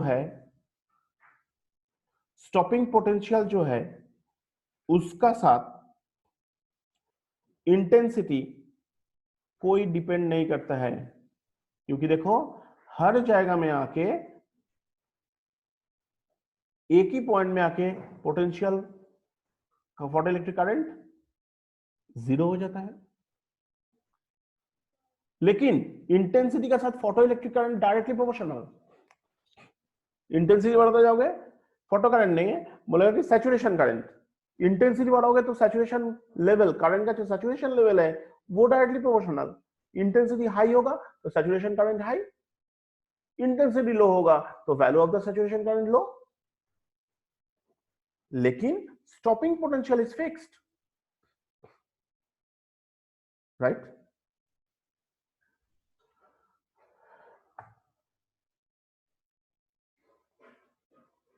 तो इसीलिए बोला है independent of its intensity, stopping potential is independent of its intensity.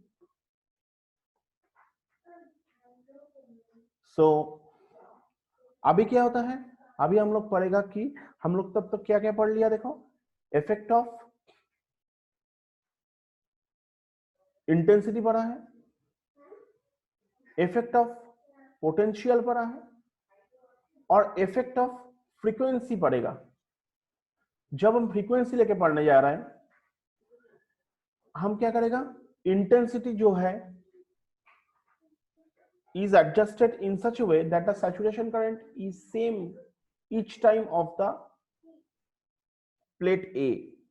Intensity को हम ऐसे करके एडजस्ट किया है सो दैट क्या होता है, सैचुरेशन करंट अलग अलग प्लेट में, मैंने प्लेट में सैचुरेशन करंट मान लो सेम होता है, लिखा हुआ है। सो the saturation current is same each time of the plate A is at positive potential। Positive potential जब छोड़ेगा, जब हम पॉजिटिव पोटेंशियल कोई पर्टिकुलर पॉजिटिव पोटेंशियल में देखते हैं कि सैचुरेशन करंट सेम होता है, इंटेंसिटी को हम ऐसे करके एडजस्ट करूंगा, so saturation current same positive potential में, पॉजिटिव पोटेंशियल में सैचुरेशन करंट क्या होता है, सेम होता है। अभी potential on plate a gradually reduce to zero, समझ गए कॉन्सेप्ट? मैं बोला है इंटेंसिटी को ऐसे करके एडजस्ट करूंगा so that saturation current her time saturation current same होता है। अभी हम क्या कर रहे हैं, potential on the plate A is gradually reduce कर रहे हैं। ए प्लेट का ऊपर मैं पोटेंशियलिटी घटाते जा रहा है, मतलब घटते जा रहा है मतलब क्या है, नेगेटिव डायरेक्शन में, नेगेटिव डायरेक्शन में पोटेंशियल को इंक्रीज करते जा रहे हैं। So then increased in the negative direction till stopping potential is reached. तो मैं घटाते जा रहा है जब तक स्टॉपिंग पोटेंशियल रीच नहीं होता है। This experiment repeated with radiation of different frequencies. तो देखा जाता है कि फ्रीक्वेंसी ऑफ इंसिडेंट रेडिएशन, अगर तुम इलेक्ट्रिक करंट का, फोटो इलेक्ट्रिक करंट का, फोटो करंट का अगर फ्रीक्वेंसी बढ़ाओगे तो उसका स्टॉपिंग पोटेंशियल भी बढ़ते रहता है। देखो मैं फ्रीक्वेंसी बढ़ा रहा है तो उसका स्टॉपिंग पोटेंशियल भी बढ़ रहा है। मतलब अगर इलेक्ट्रॉन्स का तुम फ्रीक्वेंसी बढ़ा दिया, सॉरी तुम अगर फ्रीक्वेंसी ऑफ द रेडिएशन, जो रेडिएशन इंसिडेंट हो रहा है प्लेट का ऊपर, मतलब यूवी लाइट का फ्रीक्वेंसी अगर तुम बढ़ा दोगे, उसका स्टॉपिंग फ्रीक्वेंसी भी, स्टॉपिंग पोटेंशियल फ्रीक्वेंसी अगर बढ़ाओगे, सो किसका फ्रीक्वेंसी, इंसिडेंट रेडिएशन, जो रेडिएशन इंसिडेंट हो रहा है लाइट का ऊपर, वो अगर तुम बढ़ाओगे तब क्या होगा उसका, तो देखा गया है उसका फ्रीक्वेंसी भी, फ्रीक्वेंसी अगर बढ़ाओगे तो उसका स्टॉपिंग पोटेंशियल भी बढ़ते रहेगा।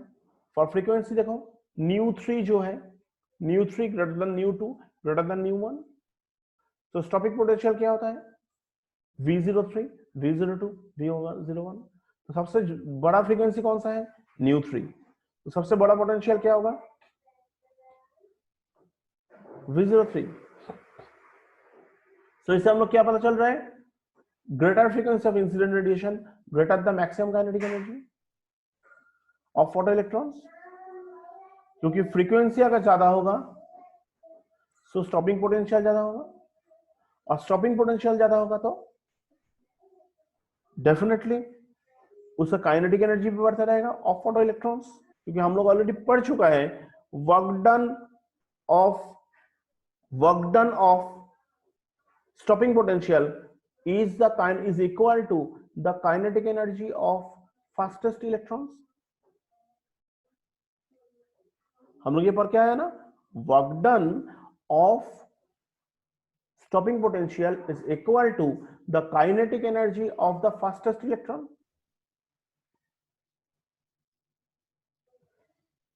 So that means जिसका फ्रीक्वेंसी हाई है, जो इंसिडेंट रेडिएशन का फ्रीक्वेंसी हाई है, तो उसका स्टॉपिंग पोटेंशियल भी हाई होगा।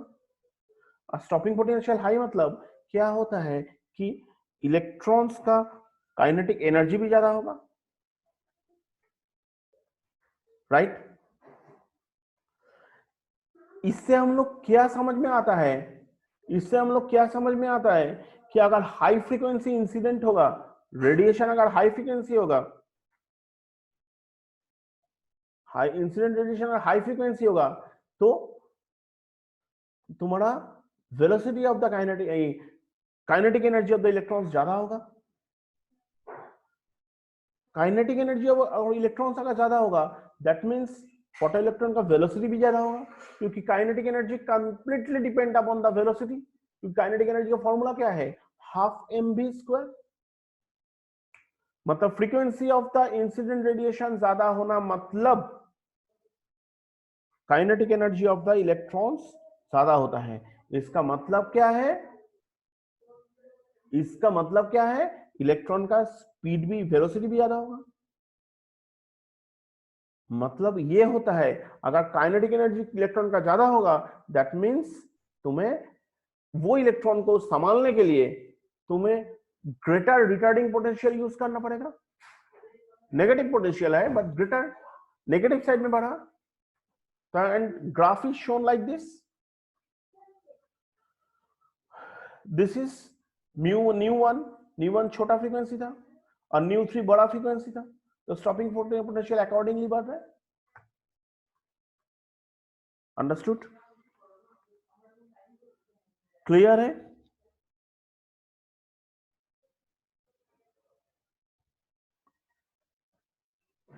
Has any question to anybody, please? No, sir.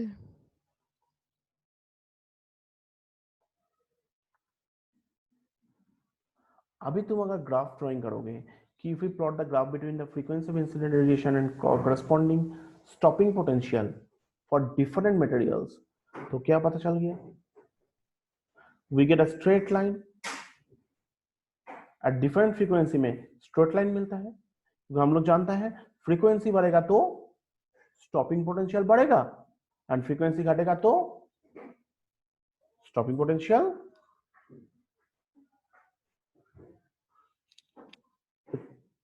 तुम लोग समझ में आ रहा है तो रे?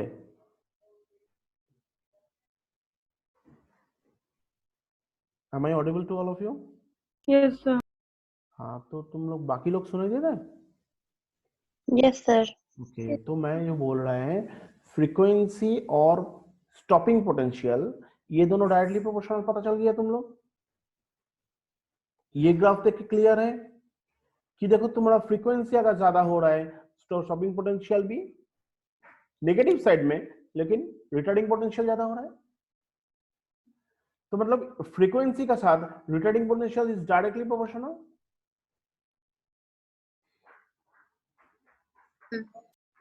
Yes sir.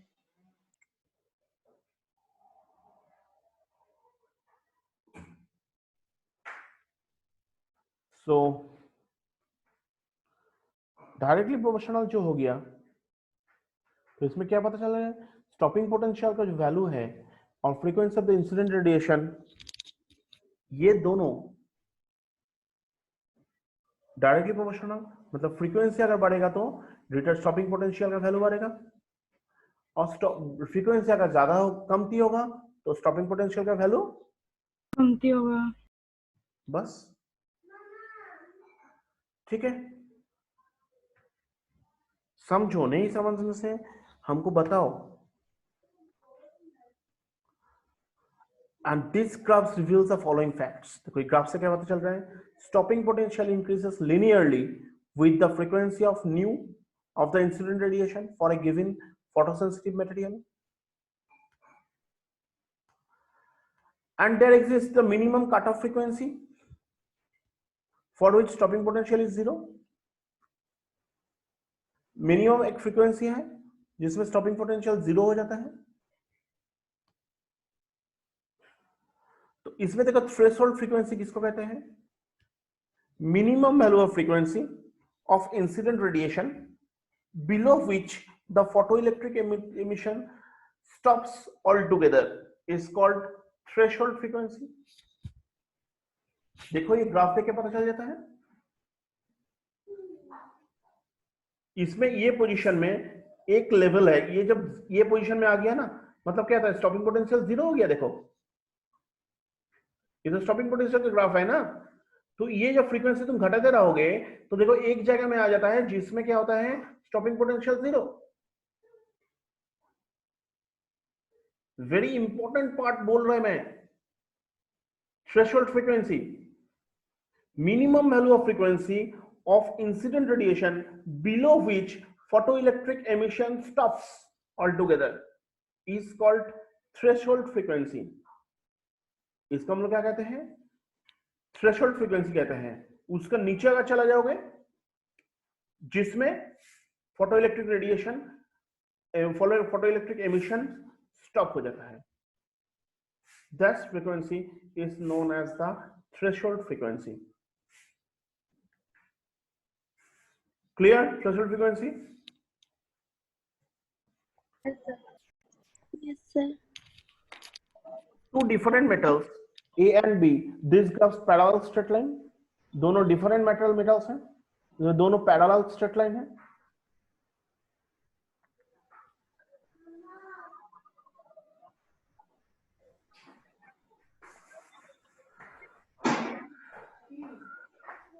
और दोनों डिफरेंट मेटल के लिए थ्रेशोल्ड फ्रीक्वेंसी डिफरेंट है.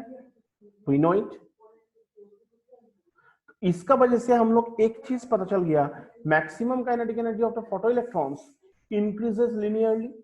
Maximum kinetic energy of the photoelectrons increase करता है linearly with the frequency of the incident radiations. कैसे पता चल रहा है? हम लोग जानते हैं maximum kinetic energy is equal to stopping potential. अगर स्टॉपिंग पोटेंशियल का साथ फ्रीक्वेंसी अगर लिनियरली इंक्रीज करते हैं, दैट मींस क्या होता है? मैक्सिमम काइनेटिक एनर्जी का साथ भी लिनियरली करेगा. Because we know maximum kinetic energy का साथ फ्रीक्वेंसी जो है लिनियरली इंक्रीज करता है. हम लोग देखा है स्टॉपिंग पोटेंशियल का साथ फ्रीक्वेंसी लिनियरली इंक्रीज करता है. And stopping potential is equal to what? Maximum kinetic energy of the electrons. इसका साथ भी लिनियरली इंक्रीज करेगा. और ये पता चलता है कि for a frequency of nu of the incident radiation less the threshold frequency nu naught. For a frequency of nu of the incident radiation less than the threshold frequency. Incident radiation frequency incident radiation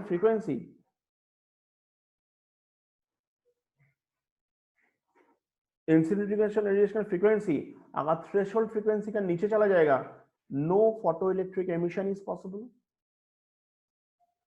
मतलब जितना भी intensity high हो, लेकिन frequency अगर threshold frequency से कम हो जाएगा इंसिडेंट रेडिएशन का, that means we can say कि no incident, no photoelectric emission is possible. Right? Clear, everyone? Yes, sir. Any question to be asked, please?